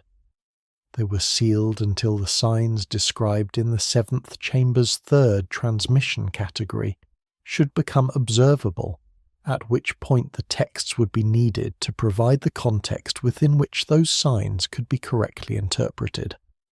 The question of whether that set of conditions has been reached cannot be answered by textual analysis alone. What textual analysis can establish with confidence is that the beings who communicated this information to the priest in the seventh chamber underground at Nippur, and who according to the administrative records initiated contact with the surface on multiple occasions across 3 centuries of Sumerian institutional history, were operating according to a time frame and agenda of their own that extended far beyond any individual human lifespan, any single political dynasty, or any one civilizational cycle. They had constructed and maintained a facility of extraordinary technical sophistication beneath the oldest continuously occupied religious site in Mesopotamia. They had designed an access system whose knowledge requirements ensured that only individuals with demonstrable mastery of the most advanced intellectual domains of their era could reach them. They had established a transfer protocol that distinguished between different categories of knowledge and applied different transmission methods to each, and they had, at the moment of their clearest documented communication with a human representative, described the conditions under which they would make themselves known again. The second tablet is what they sealed below. This investigation is the beginning of understanding what they said, what the totality of this investigation demands, when its evidence is held together and examined as a single body of knowledge rather than a collection of isolated anomalies, is not merely a revision of academic chronologies or a reassessment of particular artifacts. It demands a fundamental reconsideration of the relationship between human civilization and the forces that shaped it. The cedar-lined panel beneath the Ekur complex at Nippur did not contain religious mythology. It contained a site report, an inventory, and a transmission record from a facility that operated according to institutional principles indistinguishable from those of any sophisticated administrative body, except that its capabilities exceeded our own in domains we have only recently begun to approach. The mathematical archive at the second level preserved knowledge of the golden ratio, precessional cycles, and iterative calculation techniques by centuries before their official discovery. The astronomical instruments at the third level embodied mechanical computing principles that would not be independently achieved until the Hellenistic period at the earliest. The biological archive maintained living specimens under conditions requiring environmental control technologies we have not matched in their elegance. The communication devices employed resonance principles whose theoretical basis was not articulated in Western science until the 19th century, and the surgical theatre operated with instruments whose material composition corresponds to advances in metallurgy attributed to the modern industrial era. The cross-cultural pattern assembled across this investigation extends the significance of the Nippur evidence from the local to the global. The Edfu building texts of Egypt, the Patala descriptions of the Vishnu Purana, the Naga traditions of the seventh level, the seven-gate structure underlying the Inanna descent narrative, the skeletal anomaly clusters at Abydos and Mohenjo-Daro, the ground-penetrating radar correspondences beneath Angkor Wat and Chavin de Huantar, the ventilation engineering at Derinkuyu, the granite tolerances at the Osirian. All of these represent not parallel independent developments, but the distributed evidence of a single coordinated institutional program whose reach extended across the ancient world and whose timeline extended across periods that dwarf the entire span of recorded history. The beings who waited in the seventh chamber, and who on multiple documented occasions initiated contact upward with surface temple administration, were not mythological constructs. They were, in the precise functional language of the text that described them, custodians of an active facility operating under an institutional mandate whose timeline was measured not in dynasties or centuries, but in the kind of intervals that only beings unconstrained by normal human lifespans could meaningfully plan around. They designed an access system requiring mastery of the most advanced knowledge available to any given era. They built a communication infrastructure extending to locations the texts explicitly state were not upon the earth. They described, in the closing transmission to the priest whose account was sealed below for retrieval, the conditions under which they would make themselves known again. Those conditions were expressed in the language of observable signs distributed across the celestial, terrestrial, and human social domains. The investigation that has assembled the evidence presented here cannot determine whether those signs have been met. What it can determine, with the confidence warranted by 7 decades of accumulated physical, textual, linguistic, astronomical, biological, and architectural evidence,